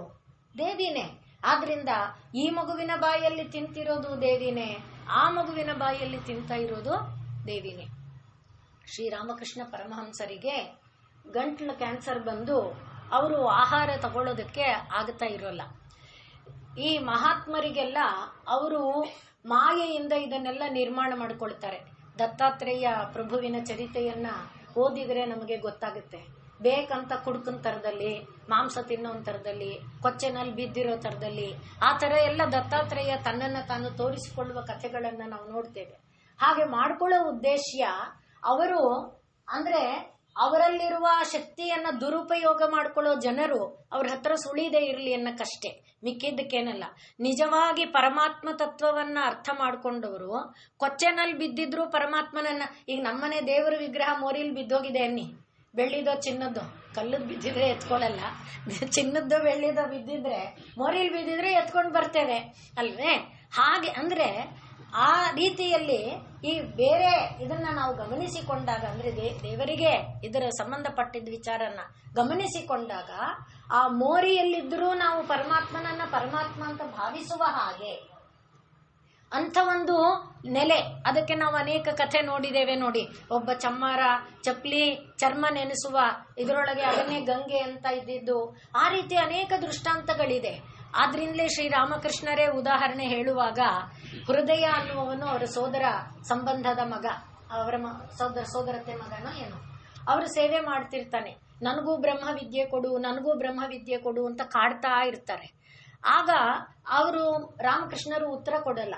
ಒಂದು ದಿವಸ ಸಾಮಾನ್ಯವಾಗಿ ದಕ್ಷಿಣೇಶ್ವರದಲ್ಲಿ ಜಾತ್ರೆ ಕಾಲದಲ್ಲಿ ಆ ದೇವಸ್ಥಾನದ ಇದರೊಳಗೆ ಬೇಕಾದ ಹಾಗೆ ಅನ್ನ ಸಂತರ್ಪಣೆ ನಡೆಯುತ್ತೆ. ಹಾಗೆ ಊಟ ಬಡಿಸಿರೋ ಸಾಲಲ್ಲಿ ಒಬ್ಬ ಎಲ್ಲ ಕೊಳಕು ಪಳಕು ಕೊರ್ಚೆ ಪಿರ್ಚೆ ಇರೋಂಥವನೊಬ್ಬ ಬಂದು ಕೂತ್ಕೋತಾನೆ. ಅವನನ್ನ ಹೇ ಹೇ ಅಂತ ಓಡಿಸ್ತಾರೆ, ನಾಯಿನ ಓಡಿಸೋತಾರ. ಅವನೇನ್ ಮಾಡ್ತಾನೆ, ಆ ಕಡೆ ಹೊರಗಡೆ ಹೋಗಿ ನಿಂತ್ಕೋತಾನೆ. ಈ ಎಲ್ಲರೂ ಊಟ ಮಾಡಿದ ಎಲೆಗಳನ್ನ ತಂದು ಎಸಿತಾರಲ್ಲ, ಅಲ್ಲಿದ್ಕೊಂಡು ಆ ಅನ್ನ ಯಾವ ಎಲೆಯಲ್ಲಿ ಉಳಿದಿದೆಯೋ ಅದೇನಿದೆಯೋ ಅದನ್ನ ತಿನ್ನಕ್ ಹೋಗ್ತಾನೆ. ನಾಯಿ ಇತ್ಯಾದಿಗಳೆಲ್ಲ ಬಂದು ಬಾಯಿ ಇಡುತ್ತೆ. ಅವನು ಅದಕ್ಕೂ ಕೊಡ್ತಾನೆ. ಅಂದ್ರೆ ನೀನು ತಿನ್ಕೋ, ನಾನು ಈ ಕಡೆ, ಇಲ್ಲಿ ನಾಯಿ ತಿಂತ ಇದೆ, ಇಲ್ಲಿ ಇವನು ತಿಂತ ಇದ್ದಾನೆ. ಅದನ್ನ ನೋಡ್ಬಿಟ್ಟು ಶ್ರೀರಾಮಕೃಷ್ಣ ಪರಮಹಂಸರು, ನೋಡು ಅವನು ಬ್ರಹ್ಮಜ್ಞಾನಿ, ಅವನನ್ನ ಹೋಗಿ ನೀನು ಬ್ರಹ್ಮನ್ನ ಕೊಡು ಅಂತ ಕೇಳು, ಅವನು ಕೊಡ್ತಾನೆ, ಬ್ರಹ್ಮಜ್ಞಾನ ಕೊಡು ಅಂತ ಕೇಳು ಅಂತ ಹೃದಯನನ್ನ ಕಳಿಸ್ತಾರೆ. ಹೃದಯ ಬರ್ತಾನೆ. ಅವನು ಇವ್ರ ಹತ್ರ ಬರೋ ವೇಳೆಗೆ ಯಾರು ಆ ನಾಯಿ ತಿಂತ ಇರೋದ್ರ ಮಧ್ಯದಲ್ಲೇ ನಾವಾದ್ರೆ ಹಾಗೆ ಮುಟ್ತೀವಾ? ಮೊದಲು ಎಂಜಲೆಲೆಗೆ ಹೋಗಲ್ಲ, ನಮ್ಮ ಮನೆಯವರದೇ ಎಂಜಲ್ ಅಲ್ವಾ? ಹಾಗಿರುವಾಗ ರಾಶಿ ಎಂಜಲುಗಳ ಎಲೆ ಮಧ್ಯದಲ್ಲಿ, ಅದು ನಾಯಿ ಇಟ್ಟಿರೋ ಜಾಗದಲ್ಲಿ ತಾನು ತಗೊಂಡು ತಿಂತಾನೆ ಅಂದ್ರೆ ಅವನ ಒಂದು ಮನಸ್ಥಿತಿ ಹೇಗಿರ್ಬೇಕು ನೋಡಿ. ಹಾಗೆ ಅಲ್ಲಿ ಅವನಿಗೆ ಇದು ನಾಯಿ, ಅದು ಇನ್ನೊಂದು ಬಾಯಿ, ಅದು ಮತ್ತೊಂದು ಬಾಯಿ, ಅದು ಇಲ್ಲ, ಎಲ್ಲ ಬಾಯಿ ದೈವಿ ಬಾಯಿ ಅವನಿಗೆ. ಆದ್ರಿಂದ ಅವನಿಗೆ ಅದು ಎಂಜಲು ಅಂತ ಕಾಣ್ತಾ ಇಲ್ಲ. ಅವನಿಗೆ ಏನು ಬೇಕಿದೆ? ಶರೀರ ಸಂರಕ್ಷಣೆ ಬೇಕಿದೆ ಅಷ್ಟೇ. ಶರೀರ ಸಂರಕ್ಷಣೆಗೆ ಅನ್ನ ಬೇಕಿದೆ ಅಷ್ಟೇ. ಅದು ರುಚಿಯಾಗಿದೆಯಾ, ಪಾಕವಾಗಿದೆಯಾ, ಅದೆಲ್ಲ ಇಲ್ಲ ಅವನಿಗೆ. ಆ ಒಂದು ಅಂದ್ರೆ ಅಷ್ಟು ಉನ್ನತವಾದ ನೆಲೆನಲ್ಲಿದ್ದಾನವನು. ಹಾಗೆ ಆದ್ರಿಂದ ಇವನು ಬರ್ತಾ ಇದ್ದ ಹಾಗೆ ಆ ವೇಳೆಗೆ ಅವನಿಗೆ ಎಷ್ಟು ಬೇಕಿತ್ತು ಅಷ್ಟು ತಗೊಂಡಾಗಿತ್ತು. ಇವನು ಹೃದಯ ಬರೋ ವೇಳೆಗೆ ಅವನು ಓಡಕ್ ಶುರು ಮಾಡ್ದ. ಇವನು ಅವನನ್ನು ಅಟ್ಕೊಂಡು ಓಡಕ್ ಬಂದ. ಆಗ ಹಿಂದೆ ತಿರುಗಿ ಕಲ್ಲೆತ್ತೆಸ್ದ, ಹೋಗು ಅನ್ನೋ ತರ. ಆದ್ರೆ ಇವನು ಹೃದಯ ಓಡೋಡ್ಕೊಂಡು ಬಂದು ನಂಗೆ ಬ್ರಹ್ಮಜ್ಞಾನ ಬೇಕು, ನಂಗೆ ಬ್ರಹ್ಮಜ್ಞಾನ ಬೇಕು, ಬ್ರಹ್ಮಜ್ಞಾನ ಕೊಡು ಅಂತ ಜೋರಾಗಿ ಕೂಗ್ಕೊಂಡ. ಯಾವಾಗ ಗಂಗೆ ನೀರನ್ನ ಮೋರಿ ನೀರನ್ನ ಒಂದಾಗಿ ನೋಡ್ತೀಯಾ, ಆಗ ನಿಂಗೆ ಬ್ರಹ್ಮಜ್ಞಾನ ಸಿಗತ್, ಹೋಗ್ ಅಂತ ಕೂಗ್ಬಿಟ್ಟು ಅವ್ನು ಮುಂದಕ್ಕೆ ಓಡೇ ಬಿಟ್ಟ. ಅಂದ್ರೆ ಅಷ್ಟು ಮಟ್ಟಿನ ಸಮತ್ವ. ಅದನ್ನ ನೋಡುವಾಗ ಇಲ್ಲಿ ನಾವು ನೋಡ್ತಾ ಇದ್ದೇವಲ್ಲ, ಯಾವ ಬಾಯಿ ದೇವರ ಬಾಯಿ ಅಲ್ಲ. ಈಗ ನಾನು ಶುರು ಮಾಡಿದ ಇದಕ್ಕೆ ಬರ್ತೇನೆ. ಹಾಗೆ ರಾಮಕೃಷ್ಣರು ತಮ್ಮ ಮೇಲೆ ಈ ಕ್ಯಾನ್ಸರ್ ಅನ್ನುವ ರೋಗ ತಾವು ತಂದು ಹಾಕೊಂಡಿದ್ದಾರೆ. ಅವರದ್ದು ಹಾಗೆ ಬೇಕಾಗಿರ್ಲಿಲ್ಲ. ಎಲ್ಲರದು ಮಹಾತ್ಮರ ಕಥೆ ನಾವು ಯಾರದ್ದು ನೋಡಿದ್ರು ಆ ತರದಿರುತ್ತೆ. ಹಾಗಿರುವಾಗ ಭಕ್ತರಿಗೆಲ್ಲ ಗೊತ್ತಾಗಿದೆ ಇವರು ಇದೊಂದು ಆಟ ಆಡ್ತಾ ಇದ್ದಾರೆ ಅಂತ. ಅದಕ್ಕೆ ಭಕ್ತರು ಹೇಳಿದ್ರು, ಹೀಗೆ ನೀವು ಊಟ ಮಾಡದೆ ಯಾಕೆ ಒದ್ದಾಡ್ತಾ ಇದ್ದೀರಿ? ನೋಡಿ, ನೀವು ಈ ರೀತಿ ಕೃಶ ಆಗ್ತಾ ಇದ್ದೀರಿ, ನಿಮ್ಮಲ್ಲಿರೋ ಜ್ಞಾನ ನಶಿಸಿ ಹೋಗುತ್ತೆ. ನೀವು ಇನ್ನ ತುಂಬಾ ಜನಕ್ಕೆ ಉಪಕಾರ ಮಾಡಬೇಕು, ನಿಮ್ ಜ್ಞಾನ ಕೊಡ್ಬೇಕು, ಹಾಗೇನೇನೋ ಹೇಳಿ ನೀವು ಇನ್ನ ತುಂಬಾ ಕಾಲ ಇರಬೇಕು. ನೀವು ಊಟ ಮಾಡಿ, ಅದಕ್ಕೆ ನೀವು ದೇವಿಯನ್ನ ಹೋಗಿ ಕೇಳ್ಕೊಳ್ಳಿ, ದೇವಿ ನಿಮ್ಮ ಹತ್ರ ಮಾತಾಡ್ತಾಳಲ್ವಾ, ದೇವಿನ ಹೋಗಿ ನೀವು ಕೇಳಿ ಅಂತ ಸುಮ್ಮನೆ ಒತ್ತಾಯ ಮಾಡ್ತಾ ಇರ್ತಾರೆ. ಒಂದು ದಿವಸ ಶ್ರೀರಾಮಕೃಷ್ಣರು ದೇವಿ ಹತ್ರ ಬರ್ತಾರೆ. ಅವ್ರು ಕೇಳ್ತಾರೋ ಬಿಡ್ತಾರೋ ಅಲ್ಲಿ ಇಲ್ಲ, ಪುಸ್ತಕದಲ್ಲಿ ಬರ್ದಿಲ್ಲ. ಎಲ್ಲರೂ ಒತ್ತಾಯ ಮಾಡ್ತಾರೆ ಅಂತ ದೇವಿ ಹತ್ರ ಬರ್ತಾರೆ. ಬಂದು ವಾಪಸ್ ಬರ್ತಾರೆ. ಬಂದು ಭಕ್ತರಿಗೆ ಹೇಳ್ತಾರೆ, ಅಮ್ಮ ಹೇಳಿದ್ಲು ಅವರೆಲ್ಲರ ಬಾಯಿಂದ ತಿಂತಿರೋದು ನೀನೋ ನಾನೋ ಅಂತ ಕೇಳಿದ್ಲು ಅಂತ. ಅಂದ್ರೆ ಎಲ್ಲರ ಬಾಯಲ್ಲಿ ತಿಂತಾ ಇರುವ ಆಹಾರ ನಿನ್ನ ಬಾಯಲ್ಲೂ ಇದೆ. ಆದ್ರಿಂದ ನಿನ್ನ ಬಾಯಿಗೆ ಬೇರೆ ಆಹಾರ ಬೇಕಾಗಿಲ್ಲ. ಅದು ಎಲ್ಲರ ಬಾಯಿ ಒಳಗೆ. ಅದಕ್ಕೋಸ್ಕರ ಈ ಕಥೆಯನ್ನ ಹೇಳಿದ್ದು ನಾನು, ದೃಷ್ಟಾಂತವನ್ನ, ಕಥೆಯಲ್ಲ, ದೃಷ್ಟಾಂತವನ್ನ. ಆದ್ರಿಂದ ಪ್ರತಿಯೊಬ್ಬರ ಬಾಯಿ ಮೂಲಕ ತಗೊಳ್ತಾ ಇರೋಳು ಯಾರು? ದೇವಿ. ಆ ದೇವಿ ಎಲ್ಲರ ಬಾಯಿಯೊಳಗೆ ಆಹಾರವಾಗಿದ್ದಾಳೆ. ಎಲ್ಲರ ಬಾಯಿಯ ಆಹಾರವನ್ನ ನಿರ್ಮಾಣ ಮಾಡಿದವಳು ಅವಳಾಗಿದ್ದಾಳೆ. ಆದ್ರಿಂದ ಹುಟ್ಟಿಸಿದ ಪ್ರತಿ ಜೀವಿಗೆ ಆಹಾರವನ್ನು ಕೊಡುವ, ಆಹಾರವನ್ನು ಸೇವಿಸುವ ಬಾಯಿ ಯಾವುದು? ಆ ಬಾಯಿ ಎಷ್ಟಾಗಿದೆ? ಸಾವಿರಾರು ಸಂಖ್ಯೆಯಲ್ಲಿದೆ. ಅದು ಯಾರದಾಗಿದೆ? ಯಾವ ತಾಯಿ ಉನ್ಮೇಷ ನಿಮಿಷೋತ್ಪನ್ನ ಭುವನಾವಲಿಯಾಗಿದ್ದಾಳೋ, ಯಾರು ಭಾನುಮಂಡಲ ಮಧ್ಯಗ ಆಗಿದ್ದಾಳೋ ಅವಳದೇ ಆ ಬಾಯಿ ಆಗಿದೆ. ಅದೇ ತಾಯಿ ಈಗೇನಾಗಿದ್ದಾಳೆ? ಸಹಸ್ರಾಕ್ಷಿ.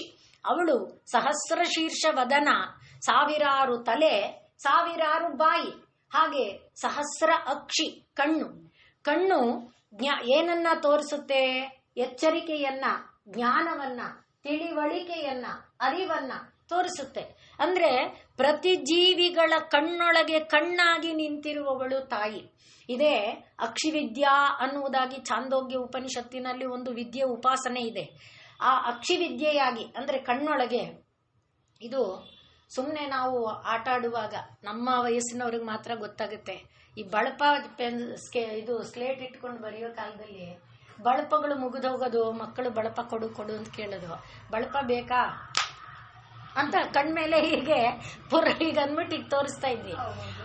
ಕಣ್ಣೊಳಗಡೆ ಈಗ ಬೆರಳು ಕಾಣುತ್ತಲ್ಲ, ಅದು ಬಳಪ. ಕಣ್ಣೊಳಗೆ ಅದು ಕಾಣುತ್ತಲ್ವೇ, ಅಲ್ಲಿದೆ ತಗೋ ಬಳಪ ಅಂತ. ಅಂದ್ರೆ ಅಕ್ಷಿವಿದ್ಯೆ ಅಂದ್ರೆ ಅದೇ. ನಮಗದು ಗೊತ್ತಿಲ್ಲ ನೋಡಿ. ಅವಾಗ ಸುಮ್ನೆ ಅಂದ್ಬಿಟ್ಟು ಈಗ ಅಂತಿದ್ವಿ, ಕಣ್ಣೊಳಗಿದೆ ಬಳಪ ಬೇಕಾ ಅಂದ್ಬಿಟ್ಟು. ಆ ಬಳಪ ಅಂದ್ರೆ ಅಕ್ಷಿವಿದ್ಯೆ ಅಂದ್ರೆ ಅಕ್ಷಿ ಒಳಗೆ ಬರೀ ಅಕ್ಷಿ ಇದ್ರೆ, ಪುಸ್ತಕ ಇದ್ರೆ, ವಸ್ತು ಇದ್ರೆ ಕಾಣಲ್ಲ, ಮನಸ್ಸಿದ್ರೆ ಕಾಣಲ್ಲ, ಬುದ್ಧಿ ಇದ್ರೆ ಕಾಣಲ್ಲ. ಚೈತನ್ಯ ಎಂಬುದರ ಸಂಪರ್ಕ ಇಲ್ಲ ಅಂದ್ರೆ ನಿನಗೆ ಕಾಣಲ್ಲ. ಆ ಚೈತನ್ಯ ಅದು ಅಕ್ಷಿ ಪುರುಷ. ಹಾಗೆ ನೀನು ಅಕ್ಷಿ ಒಳಗೆ ಯಾರು ಕಾಣ್ತಿದ್ದಾನೆ? ನಿನ್ನ ಅಕ್ಷಿ ಒಳಗೆ ನೀನ್ ನೋಡ್ಕೋ, ಆ ಅಕ್ಷಿ ಒಳಗೆ ಯಾರಿದ್ದಾನು. ಹಾಗೆ ಅಲ್ಲಿ ಆ ಛಾಂದೋಗ್ಯದಲ್ಲಿ ಉಪದೇಶ ಮಾಡುವಂತ ಕಥಾಭಾಗ ಅದು. ಹಾಗೆ ಸಹಸ್ರ ಅಕ್ಷಿಯಾಗಿ ಅಂದ್ರೆ ಲೋಕದಲ್ಲಿ ಅರಿವು. ಏನ್ ಅರಿವಿದೆ? ಪ್ರತಿ ಜೀವಿಗೆ ನಾನು ಆಹಾರ ತಿನ್ನಬೇಕು, ನಾನು ಬದುಕಿರಬೇಕು. ಅದು ಬರ್ಬೇಕಾದ್ರೆ ಅದನ್ನು ಕೊಟ್ಟಿರೋರು ಯಾರು? ತಿನ್ನಬೇಕು ಅನ್ನೋ ಅರಿವನ್ನ. ಆ ತಿನ್ನಬೇಕು ಅನ್ನೋ ಅರಿವು ಬಂದ ಮೇಲೆ ಆಹಾರವನ್ನು ತೋರಿಸಿರೋರು ಯಾರು? ಆದ್ರಿಂದ ಸಹಸ್ರಾಕ್ಷಿಯಾಗಿ ಆಹಾರಗಳನ್ನು ತೋರಿಸಿ, ಆಹಾರಗಳನ್ನ ತಿನ್ನಬೇಕು ಅನ್ನುವ ಬುದ್ಧಿಯನ್ನ, ಅದೆಲ್ಲ ಯಾವುದು? ಅಕ್ಷಿ ರೂಪದಲ್ಲಿ ದೇವಿ ಮಾಡ್ತಾ ಇರುವಂತ ಒಂದು ಕೆಲಸ. ಸಹಸ್ರಾಕ್ಷಿ. ಆಹಾರ ಕಂಡು ಬಿಟ್ರೆ ಸಾಕ? ಪಾತ್ ಅಲ್ಲಿಗೆ ಹೋಗ್ಬೇಕು, ಅದನ್ನು ತಗೊಳ್ಬೇಕು. ಹಾಗಾಗಿ ಸಾವಿರಾರು ಪಾದಗಳ ಮೂಲಕ, ಪಾದ ಅನ್ನುವುದು ಕರ್ಣ ಇಂದ್ರಿಯದ ಒಂದು ಪ್ರತಿನಿಧಿ. ಕೈ ಕಾಲು ಎಲ್ಲ ಕರ್ಣೇಂದ್ರಿಯ ತಾನೆ. ಕಣ್ಣು ಎಂಬುದು ಜ್ಞಾನೇಂದ್ರಿಯದ ಒಂದು ಪ್ರತಿನಿಧಿ. ಅಂದ್ರೆ ಜ್ಞಾನೇಂದ್ರಿಯಗಳಾಗಿ ಇರುವ ಸಕಲ ಜ್ಞಾನೇಂದ್ರಿಯಗಳು, ಪ್ರಪಂಚದಲ್ಲಿರುವಂಥ ಎಲ್ಲಾ ಪ್ರಾಣಿಗಳಲ್ಲಿರುವ ಸಕಲ ಜ್ಞಾನ ಇಂದ್ರಿಯಗಳು, ಮತ್ತೆ ಸಕಲ ಪ್ರಾಣಿಗಳಲ್ಲಿರುವ ಕರ್ಣೇಂದ್ರಿಯಗಳು. ಅಂದ್ರೆ ಕೈ, ಎಲ್ಲರಿಗೂ ಕೈ ಇಲ್ಲ, ಕೆಲವಕ್ಕೆ ಕಾಲೇ ಕೈಯಾಗಿರುತ್ತೆ, ಬೇರೆ ಬೇರೆ ತರ ಇದೆಯಲ್ಲ. ಹಾಗೆ ಒಟ್ಟು ಕರ್ಣೇಂದ್ರಿಯಗಳು ಏನಿದೆ, ಆ ಎಲ್ಲ ಕರ್ಣೇಂದ್ರಿಯಗಳು ಯಾರು ಅಂದ್ರೆ ದೇವಿನೇ. ಆದ್ರಿಂದ ಸಹಸ್ರ ಶೀರ್ಷವದನ, ಸಹಸ್ರಾಕ್ಷಿ, ಮತ್ತೆ ಸಹಸ್ರ ಪಾತ್, ಸಾವಿರಾರು. ಅಂದ್ರೆ ಜ್ಞಾನೇಂದ್ರಿಯಗಳ ರೂಪದಲ್ಲಿರುವವಳು ತಾಯಿನೇ, ಕರ್ಣೇಂದ್ರಿಯಗಳ ರೂಪದಲ್ಲಿರುವವಳು ತಾಯಿನೇ, ಸಾವಿರಾರು ತಲೆಗಳಾಗಿ ಇರುವವಳು ತಾಯಿನೇ, ಸಾವಿರಾರು ಬಾಯಿಯಾಗಿ ಇರುವವಳು ಕೂಡ ತಾಯಿನೇ. ಅದನ್ನೇ ನಾವು ಇದೆಲ್ಲ ವೇದ ವಾಂಗ್ಮಯದಲ್ಲಿ, ಪುರುಷ ಸೂಕ್ತದಲ್ಲಿ ಎಲ್ಲ ನಾವು ನೋಡ್ತೇವೆ. ಸಹಸ್ರ ಶೀರ್ಷ ಪುರುಷ, ಸಹಸ್ರಾಕ್ಷ ಸಹಸ್ರಪಾತ್ ಒಂದ್ ಕಡೆ ನೋಡ್ತೇವೆ ಸಹಸ್ರ ಶೀರ್ಷಂ ದೇವಂ ವಿಶ್ವಾಕ್ಷಂ ವಿಶ್ವಶಂಭುವಂ ಅಂತ ಇನ್ನೊಂದು ಕಡೆ ನೋಡ್ತೇವೆ. ಉಪನಿಷತ್ತಿನಲ್ಲಿ ವಿಶ್ವತಶ್ಚಕ್ಷುರುತ ವಿಶ್ವತಸ್ಪಾತ್ ಹೀಗೆ ನೋಡ್ತೇವೆ. ಹಾಗೆ ಆ ಈ ಉಪನಿಷತ್ತಾದಿಗಳಲ್ಲಿ ಪ್ರತಿಪಾದಿತವಾಗಿರುವಂತಹ ಆ ದೇವಿಯ ಸ್ವರೂಪ ಏನಿದೆ, ಪರಬ್ರಹ್ಮದ ಸ್ವರೂಪ ಏನಿದೆ, ಆ ಪರಬ್ರಹ್ಮ ಸ್ವರೂಪವೇ ಈ ತಾಯಿ. ಅವಳು ಏನಾಗಿದ್ದಾಳೆ, ಈ ವಿಶ್ವಾಂಡ ಬ್ರಹ್ಮಾಂಡಗಳಾಗಿ ತಾನು ವಿಕಾಸಗೊಂಡು ಉನ್ಮೇಷ ನಿಮಿಷೋತ್ಪನ್ನ ಉತ್ಪನ್ನ ಭೂಮಿಯಲ್ಲಿ ಅಥವಾ ವಿಶ್ವಾಂಡದಲ್ಲಿ ಎಲ್ಲ ತಲೆಗಳನ್ನ, ಆದ್ರಿಂದ ಈಗ ನಾವು ಯಾವ ರೀತಿ ಭಾವಿಸ್ಕೊಳ್ಬೇಕು, ಒಂದು ತಲೆಯನ್ನ ಕಂಡ ಕೂಡಲೇ ಅದು ಪರಮಾತ್ಮನಿಗೆ ಸಂಬಂಧಿಸಿದ ತಲೆ ಅನ್ನುವ ಭಾವ ಬಂದ್ರೆ ಅದರ ತಲೆ ಮೇಲೆ ಕಲ್ಚಪಡಿ ಎತ್ತಾಕಕ್ಕೆ ಮನಸ್ಸು ಬರಲ್ಲ, ಒಂದು ದೊಣ್ಣೆ ಎತ್ಕೊಂಡು ಬಡಿಯಕ್ಕೆ ಮನಸ್ಸು ಬರಲ್ಲ. ಯಾಕೆ ಅಂದ್ರೆ ಅದು ದೇವಿಯದು. ಆದ್ರಿಂದ ಸಹಸ್ರ ಶೀರ್ಷ, ಸಹಸ್ರ ವದನ, ಸಹಸ್ರ ಅಕ್ಷಿ, ಸಹಸ್ರ ಪಾತ್, ಈ ರೀತಿಯಲ್ಲಿ ತಾಯಿ ಈ ಎಲ್ಲವೂ ಕೂಡ ಅವಳೇ ಆಗಿದ್ದಾಳೆ. ಹಾಗಾಗಿ ಈ ಅದನ್ನೇ ನಾವು ಭಗವದ್ಗೀತೆಯಲ್ಲಿ 11ನೇ ಅಧ್ಯಾಯದಲ್ಲಿ ಅರ್ಜುನ ಅದನ್ನ ಸಾಕ್ಷಾತ್ಕರಿಸಿಕೊಂಡಿದ್ದನ್ನ ನೋಡ್ತೇವೆ. ಹಾಗೆ ನಾವು ಬ್ರಹ್ಮ, ಸೃಷ್ಟಿಕರ್ತನಾದಂಥ ಬ್ರಹ್ಮ ಭಾಗವತದಲ್ಲಿ ಏನನ್ನ ನೋಡ್ತಾನೆ, ಭಗವಂತನ ರೋಮಕೂಪ ಅಂದ್ರೆ ಒಂದು ಕೂದಲಿನ ತೂತು ಇನ್ನೊಂದು ತೂತಿನ ನಡುವಿನಲ್ಲಿ ಒಂದೊಂದು ಬ್ರಹ್ಮಾಂಡಗಳನ್ನ ನೋಡ್ತಾನೆ. ಆ ಬ್ರಹ್ಮಾಂಡಗಳನ್ನೆಲ್ಲ ತನ್ನ ಶರೀರದ ಒಳಗೆ ಪರಮಾತ್ಮ ಇಟ್ಕೊಂಡಿದ್ದಾನೆ. ಆದ್ರಿಂದ ಶರೀರದ ಸೃಷ್ಟಿ ಸ್ಥಿತಿ ಲಯಗಳ ಒಂದು ಕರ್ತವ್ಯದ ಹೊಣೆ ಪರಮಾತ್ಮನ ಮೇಲೆ ಇದೆ. ಹಾಗಾಗಿ ನಾವು ಯಾವುದಕ್ಕೋ ಕಳವಳ ಪಡಬೇಕಾಗಿಲ್ಲ, ಆತಂಕ ಪಡಬೇಕಾಗಿಲ್ಲ. ಎಲ್ಲಕ್ಕೆ ಪರಮಾತ್ಮ ಇದ್ದಾನೆ, ಪರಮಾತ್ಮ ಇದ್ದಾನೆ, ಪರಮಾತ್ಮ ಇದ್ದಾನೆ ಅನ್ನುವ ಭಾವ ನಮ್ಮೊಳಗೆ ತುಂಬಿದ್ರೆ ಪರಮಾತ್ಮ ಯಾವ ರೂಪದಲ್ಲೋ ಹೇಗಾದರೋ ಬಂದು ಅದನ್ನ ರಕ್ಷಿಸಿಯೇ ರಕ್ಷಿಸ್ತಾನೆ. ಅದರಿಂದ ಸಹಸ್ರ ಶೀರ್ಷ ಇದು ಸಹಸ್ರ ಶೀರ್ಷ ವದನ, ಸಹಸ್ರಾಕ್ಷಿ, ಸಹಸ್ರಪಾತ್. ಅದನ್ನೇ ನಾವು ಸರ್ವತಃ ಪಾಣಿಪಾದಂ 11ನೇ ಅಧ್ಯಾಯದಲ್ಲಿ ನೋಡುವಾಗ ಎಲ್ಲ ಕಡೆಯಲ್ಲಿ ಪರಮಾತ್ಮನ ಕೈ ಕಾಲುಗಳನ್ನ ನೋಡ್ತಾ ಇದ್ದಾನೆ ಅರ್ಜುನ, ತನ್ನ ಕಣ್ಣಲ್ಲಿ ನೋಡ್ತಾ ಇದ್ದಾನೆ. ತತ್ ಸರ್ವತೋಕ್ಷಿ ಶಿರೋಮುಖಂ, ನಿನ್ನ ಮುಖ ಹೇಗ್ ಕಾಣ್ತಾ ಇದೆ, ಎಲ್ಲ ಕಡೆಗೂ ಅಂದ್ರೆ ಸುತ್ತಲೂ ತಲೆಗಳಾಗಿ, ಸುತ್ತಲೂ ಮುಖಗಳಾಗಿ, ಸುತ್ತಲೂ ಕಣ್ಣುಗಳಾಗಿ ನಾನು ನಿನ್ನ ದರ್ಶನವನ್ನ ಮಾಡ್ತಾ ಇದ್ದೇನೆ ಅಂತ ಅರ್ಜುನ ಹೇಳೋದನ್ನು ನೋಡ್ತೇವೆ. ಹಾಗೆ ಅದರಿಂದ ಎಲ್ಲ ರೀತಿಯಲ್ಲಿ ವಿಶ್ವಾದ್ಯಂತವಾಗಿ ಇರುವಂತ, ವಿಶ್ವಾತೀತವಾಗಿ ಯಾವ್ಯಾವುದೋ ಗ್ರಹಗಳಿದೆ, ನಕ್ಷತ್ರಗಳಿದೆ, ತಾರೆಗಳಿದೆ. ಇದಕ್ಕೆ ಭಾನುಮಂಡಲ ಮಧ್ಯಸ್ಥ ಅನ್ನುವಾಗ ಆ ಗ್ರಹ ನಕ್ಷತ್ರ ತಾರಾ ರೂಪಗಳಾಗಿ ಇರುವಂಥ ಆ ದೇವಿಯೂ ಕೂಡ ಅವಳೇ ಆಗಿದ್ದಾಳೆ ಅನ್ನುವಂಥ ರೂಪ ಕೂಡ ನಾವು ನೋಡ್ಬೋದು. ಅದರಿಂದ ಇದನ್ನ ಈ ಜೊತೆಯಲ್ಲಿ ತಗೊಂಡ್ರೆ ಸಹಸ್ರ ಶೀರ್ಷವದನ ಅನ್ನುವ ರೂಪವನ್ನ ತಗೊಂಡಾಗ ಆ ದೇವಿನೇ ಈ ಎಲ್ಲ ರೂಪದಲ್ಲಿ ಅಂದ್ರೆ ಈ ಕಿರಣಗಳ ರೂಪದಲ್ಲಿ ವಿಕಾಸಗೊಂಡು ಇದ್ದಾಳೆ ಅನ್ನುವುದು ಕೂಡ ನಮ್ಮ ಅನುಭವಕ್ಕೆ ಬರುತ್ತೆ. ಹಾಗೆ ಗ್ರಹ ನಕ್ಷತ್ರ ತಾರಾದಿಗಳ ರೂಪದಲ್ಲಿ, ಅವುಗಳಿಗೆ ಅಧಿಪತಿಯ ರೂಪದಲ್ಲಿ ಅದನ್ನ ಮೇರೆ ಮೀಲಿ ಹೋದ್ರೆ ವಿದ್ಯಾಧರ, ಯಕ್ಷ, ಗಂಧರ್ವ, ಕಿನ್ನರ, ಕಿಂಪುರುಷಾದಿ ಲೋಕಗಳು ಅವರಿಗೂ ಕೂಡ ತಿರ್ಗಾ ರೂಪಗಳಿದೆ, ಭಾವಗಳಿದೆ. ಆ ಎಲ್ಲ ರೀತಿಯಲ್ಲಿ ಇರುವವಳು ಯಾರೋ ಅವಳು ಸಹಸ್ರ ಶೀರ್ಷವದನ, ಸಹಸ್ರಾಕ್ಷಿ, ಸಹಸ್ರ ಪಾತ್.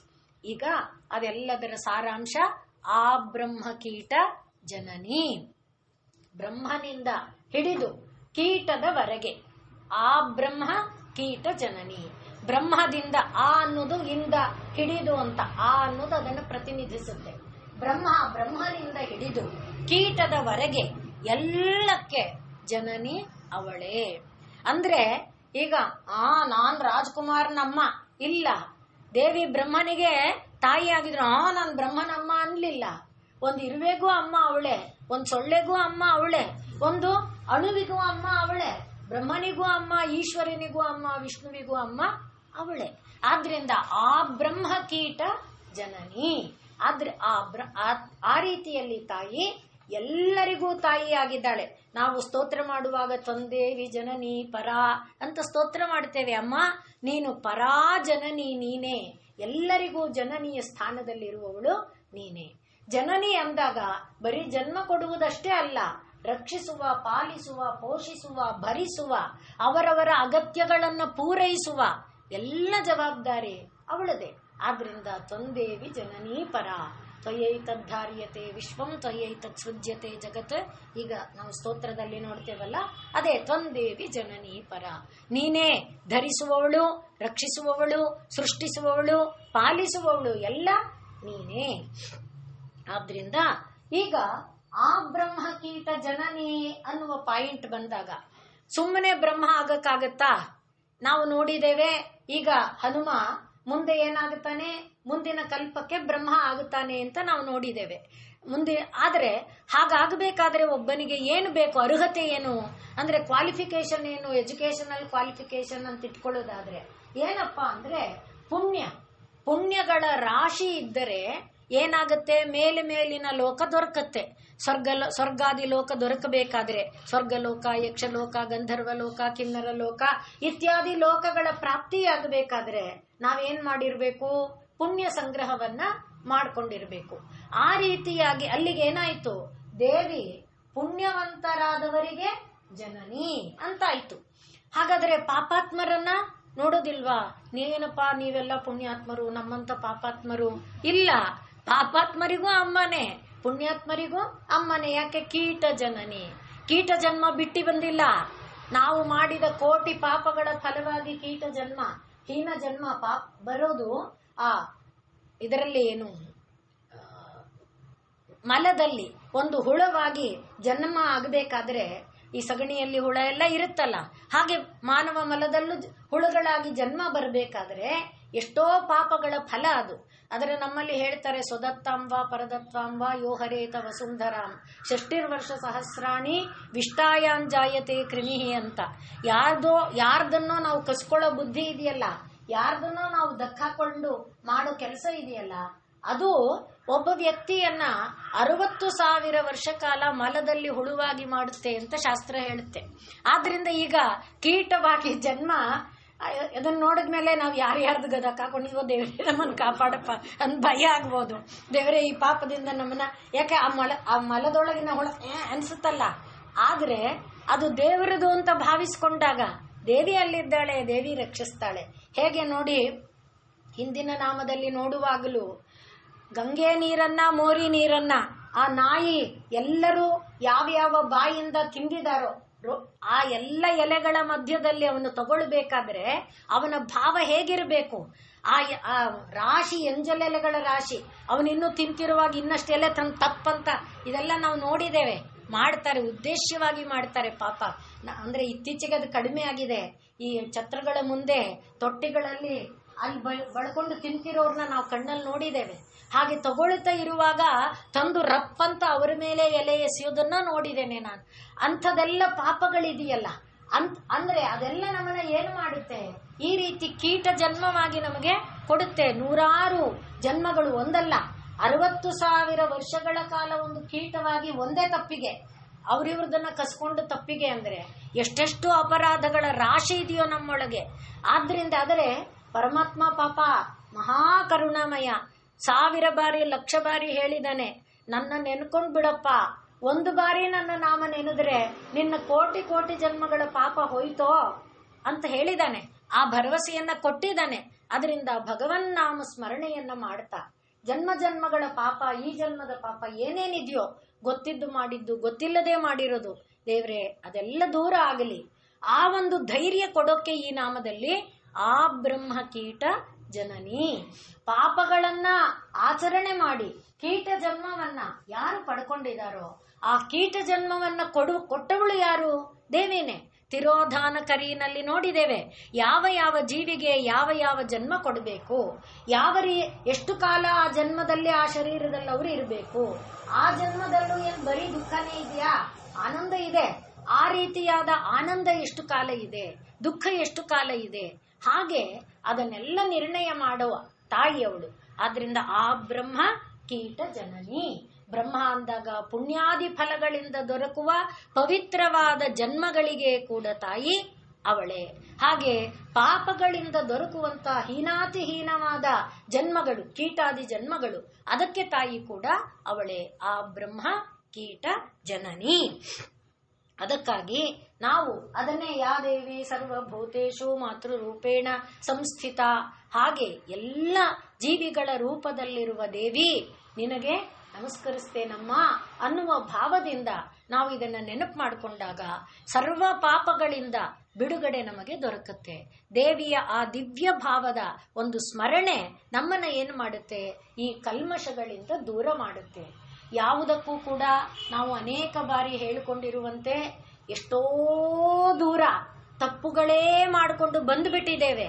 ಆದರೆ ಒಂದು ಪಶ್ಚಾತ್ತಾಪ, ಕೃಷ್ಣನು ಹೇಳಿದಾನೆ, ಭಗವದ್ಗೀತೆಯಲ್ಲೂ ಹೇಳಿದಾನೆ, ಒಂದು ಪಶ್ಚಾತ್ತಾಪ ಅಂದ್ರೆ ಅಯ್ಯೋ ಒಂದು ತಪ್ಪಾಯ್ತು ಸಾರಿ ರೀ ಅನ್ಬಿಡೋದಲ್ಲ, ಎದ್ದೋಗೋ ಮಾತು ಬಿದ್ದೋಗ್ಲಿ ಆ ರೀತಿ ಅಲ್ಲ. ಸಾರಿ ಅನ್ಬಿಟ್ಟು ಕೆಲವರು ಸಾರಿ ಹೇಳೋದು ಸಾರಿ ಅನ್ಬಿಟ್ಟು ಹೋಗ್ತಾರೆ. ನೀವು ಗಮನಿಸಿದ್ರೆ ಆ ಅಲ್ಲೂ ಅಹಂಕಾರದ ಭಾವ ಇರುತ್ತೆ. ಆ ರೀತಿಯಲ್ಲ, ನಿಜವಾಗಿ ಪಶ್ಚಾತ್ತಾಪವಾದ ಭಾವ ಉಂಟಾದ್ರೆ ಎಷ್ಟೋ ತಪ್ಪುಗಳು ಹೊರಟೋಗುತ್ತೆ. ಅರ್ಜುನ ಅಣ್ಣನ ಮೇಲೆ ಕೈ ಎತ್ತುವಾಗ ಈ ಮಾತನ್ನು ಹೇಳ್ತಾನೆ, ಚೆನ್ನಾಗಿ ಬೆಂದಿದೆಯಲ್ವಾ, ನನ್ ತಪ್ಪಾಯ್ತು ಅಂತ ಒಳಗಡೆ ಕುದ್ದೋಗುವಷ್ಟು ಬೆಂದಿದೆಯಲ್ಲ, ಆಯ್ತು ನಿನ್ ಪಾಪ ಹೋಗಿದೆ ಬಿಡು, ಮುಂದಿನ ಒಳ್ಳೆಯದನ್ನ ನೋಡು. ಹಾಗೆ ಪರಮಾತ್ಮ ಪಾಪಗಳು ಮಾಡಿದ ಜೀವಿಗಳಿಗೆ ಮುಕ್ತವಾಗುವ ದಾರಿಯನ್ನು ಅನೇಕ ತೆರೆದುಕೊಟ್ಟಿದ್ದಾನೆ. ಅದನ್ನಾದ್ರೂ ಶ್ರದ್ಧೆ ನಿಷ್ಠೆಯಿಂದ ನಾವು ಮಾಡಬೇಕಲ್ಲ. ಆ ರೀತಿಯಾಗಿ ಮಾಡುವಾಗ ಆ ದೇವಿ ಆ ಪಾಪಗಳ ರಾಶಿಯನ್ನೆಲ್ಲ ತೊಳೆದು ನಮ್ಮನ್ನ ಪವಿತ್ರರನ್ನಾಗಿ ಮಾಡುವವಳು ಕೂಡ ಆ ದೇವಿನೇ ಆಗಿದ್ದಾಳೆ. ಹಾಗಾಗಿ ಎಲ್ಲ ಜೀವಗಳ ರೂಪದಲ್ಲಿ, ಪಾಪಿ ಜೀವಿಗಳ ರೂಪದಲ್ಲಿ, ಅದನ್ನೇ ಮತ್ತೆ ಗುರುತು ತಗೊಳ್ಳೋದಾದ್ರೆ ದೇವಿ ತಾನೇ ಅತಲ ವಿತಲ ಸುತಲ ತಲಾತಲ ರಸಾತಲ ಪಾತಾಲಾದಿ ಲೋಕಗಳನ್ನು ಸೃಷ್ಟಿ ಮಾಡಿದ್ದಾಳೆ. ಆ ಲೋಕಗಳಲ್ಲಿ ಯಾರು ಈ ಪಾಪಾದಿಗಳನ್ನ ಮಾಡಿರುವವರನ್ನ ವಾಸ ಮಾಡುವಂತೆ ಮಾಡಿದ್ದಾಳೆ. ಆದ್ರಿಂದಲೇ ದುರ್ಗಾ ಸಪ್ತಶತಿಯಲ್ಲಿ ಶುಂಭಾದಿವದೆಯ ಸಂದರ್ಭದಲ್ಲಿ ತನ್ನದೇ ಪತಿಯಾದ ಶಿವನನ್ನ ದೂತನನ್ನಾಗಿ ಮಾಡಿ ಕಳಿಸುವಾಗ ಏನ್ ಹೇಳಿ ಕಳಿಸಿದಾಳೆ ನೋಡಿಪ್ಪ, ನೀವು ಇರಬಾರ್ದು ಅಂತ ನಾವು ನಿಮ್ಮನ್ನ ಸೃಷ್ಟಿ ಮಾಡಿಲ್ಲ. ನಿಮ್ಮನ್ನ ನಾವು ಸೃಷ್ಟಿ ಮಾಡಿರೋದು ಹೌದು, ನಿಮಗೋಸ್ಕರ ಒಂದು ಲೋಕ ಕೊಟ್ಟಿರೋದು ಹೌದು, ಆ ಲೋಕದಲ್ಲಿ ನಿಮಗೆ ಬೇಕಾದ ಆಹಾರ ಕೊಟ್ಟಿರೋದು ಹೌದು. ನೀವು ಆ ಆಹಾರವನ್ನ, ನಿಮಗೆ ಕೊಟ್ಟಿರುವ ಸುಖ ಸಂಪತ್ತುಗಳನ್ನ ಅನುಭವಿಸ್ತಾ ಆನಂದದಿಂದ ಇರೋದನ್ನ ಬಿಟ್ಟು ಇನ್ನೊಬ್ಬರದನ್ನ ಕಸ್ಕೊಳ್ಳಕ್ಕೆ ಬಂದಿರೋದು ತಪ್ಪು. ಅದು ಶಿಕ್ಷಾರ್ಹ ಅಪರಾಧ. ಈಗಲೂ ಕಾಲ ಮೀರಿಲ್ಲ. ನಿಮ್ಮ ಮನೆಗೆ ನೀವು ಹೋಗಿ, ನಿಮ್ಮ ಆಹಾರವನ್ನ ನೀವು ತಗೊಳ್ಳಿ, ಅಲ್ಲಿ ನೀವು ಸುಖವಾಗಿ ಸಮೃದ್ಧಿಯಿಂದ ಸಂತೋಷದಿಂದ ನೀವು ಇರಿ. ನಾವು ನಿಮ್ಮನ್ನೇನು ಮಾಡಲ್ಲ ಅಂತ ದೇವಿ ದೂತನ ಮೂಲಕ ಕಳಿಸಿದಾಳೆ. ನಾವು ಓದಿದೇವಲ್ಲ ದುರ್ಗಾ ಸಪ್ತಶತಿ. ಆದ್ರೆ ಹೋಗಲ್ಲ, ಆ ಮಾತೆ ಕಿವಿಗೆ ಹಾಕೊಳ್ದೆ ಮೊದಲೇ ಹಾ ಅಂತ ಎತ್ತಿದಾಗ ದೇವಿ ಬರಲೇಬೇಕಾಗತ್ತೆ, ಆಯುಧವನ್ನ ಎತ್ತಬೇಕಾಗತ್ತೆ. ಇಲ್ಲಿ ಕೂಡ ಆ ಬ್ರಹ್ಮಕೀಟ ಜನನಿ ಅಂದಾಗ ಯಾರು ಯಾರನ್ನ ಸೃಷ್ಟಿ ಮಾಡಿದಾಳೆ, ಪ್ರತಿಯೊಬ್ಬರಿಗೂ ಅವರವರ ಆಹಾರ ಕೊಟ್ಟಿದ್ದಾಳೆ. ಮಲದಲ್ಲಿ ಬದುಕೋ ಪ್ರಾಣಿಗೆ ಅಮೃತ ಆಹಾರ ಕೊಟ್ರೆ ಅದು ಬದುಕಲ್ಲ, ಸತ್ತೋಗುತ್ತಲ್ಲಿ. ಆದ್ರಿಂದ ಅವರವರಿಗೆ ಅವರವರ ಆಹಾರ ಕೊಟ್ಟಿದ್ದಾಳೆ, ಅವರವರಿಗೆ ಅವರವರ ಶರೀರ ಕೊಟ್ಟಿದ್ದಾಳೆ. ಅದನ್ನ ತಿಂದು ಈಗ ಹಂದಿಗೆ ಕೊಚ್ಚೆನ ತಿಂದುತ್ತೆ, ಅದನ್ನ ಜೀರ್ಣಿಸ್ಕೊಳ್ಳೋ ಶರೀರ ಇದೆ. ಹಂದಿ ತಿನ್ನುತ್ತೆ ಅಂತ ನಾನ್ ತಿನ್ನಕ್ಕಾಗಲ್ಲ, ಯಾಕೆಂದ್ರೆ ನಮ್ಮ ಶರೀರಕ್ಕೆ ಆ ಜೀರ್ಣ ಶಕ್ತಿ ಇಲ್ಲ, ನಮ್ಮ ಜೀರ್ಣಾಂಗಗಳ ಸ್ವರೂಪ ಬೇರೆ ಇದೆ. ಆದ್ರಿಂದ ಜೀರ್ಣಾಂಗಗಳನ್ನ ಕೊಟ್ಟು ಆಹಾರವನ್ನ ಇಷ್ಟಿದೆ ನೋಡಿ, ಕಲ್ಪನೆ ಮಾಡ್ತಾ ಹೋದ್ರೆ ದೈವದ ಹೆಜ್ಜೆ ಹೆಜ್ಜೆ ತುಂಬಿ ಹೋಗುತ್ತೆ ಪರಮಾತ್ಮ ಭಾವ. ಆ ರೀತಿ ಆಯಾ ಜೀವಗಳನ್ನ ಸೃಷ್ಟಿ ಮಾಡಿ ಆ ಶರೀರದ ಆ ಆಹಾರವನ್ನ ಜೀರ್ಣಿಸಿಕೊಳ್ಳುವ ಜೀರ್ಣಾಂಗ ಕೊಟ್ಟು, ಆಹಾರ ಕೊಟ್ಟು ಅಲ್ಲಿ ಬದುಕುವಂತೆ ಮಾಡಿ, ಇಂಥ ಅಪಾರವಾದ ಕೆಲಸ ಯಾರು ಮಾಡಬಹುದು? ಅದನ್ನ ನಾವು ಕಲ್ಪನೆ ಮಾಡಿಕೊಂಡ್ರೆ ನಮಿಸೋದಲ್ಲ, ಏನೇನು ಮಾಡೋಕ್ಕೂ ನಮಗಾಗದಂತ, ಅಂದ್ರೆ ಒಂಥರ ದಿಗ್ಭ್ರಮಿತರಾಗುವಂತಾಗತ್ತೆ ನಮ್ಮ ಮನಸ್ಥಿತಿ. ಆ ರೀತಿ ತಾಯಿ ಆ ಬ್ರಹ್ಮ ಕೀಟ ಜನನಿ. ಮತ್ತೆ ಮುಂದಿನ ನಾಮ ವರ್ಣಾಶ್ರಮ ವಿಧಾಯಿನಿ. ಮೇಲೆ ನಾವು ಹೇಳಿಕೊಂಡಿದ್ವಲ್ಲ, ಅಲ್ಲಿ ಅಂದ್ರೆ ತಂದೆ ತಾಯಿ ಉನ್ಮೇಷ ನಿಮಿಷೋತ್ಪನ್ನ ವಿಪನ್ನ ಭುವನಾವಲಿ, ಅವಳೇ ತಾಯಿ ಅವಳೇ ತಂದೆ ಮಾಡ್ಕೋತಾಳೆ ಬಿಡು ಅಲ್ಲ, ಅದಕ್ಕೆ ಈಗ ಕೊಟ್ಟಿದ್ದಾಳೆ ವರ್ಣಾಶ್ರಮ ವಿಧಾಯಿನಿ. ಅದನ್ನ ನಾವು ನಾಳೆ ದಿವಸ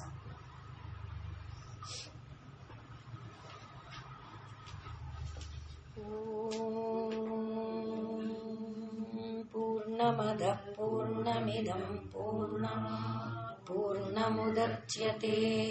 पूर्णस्य पूर्णमादाय पूर्णमेवावशिष्यते।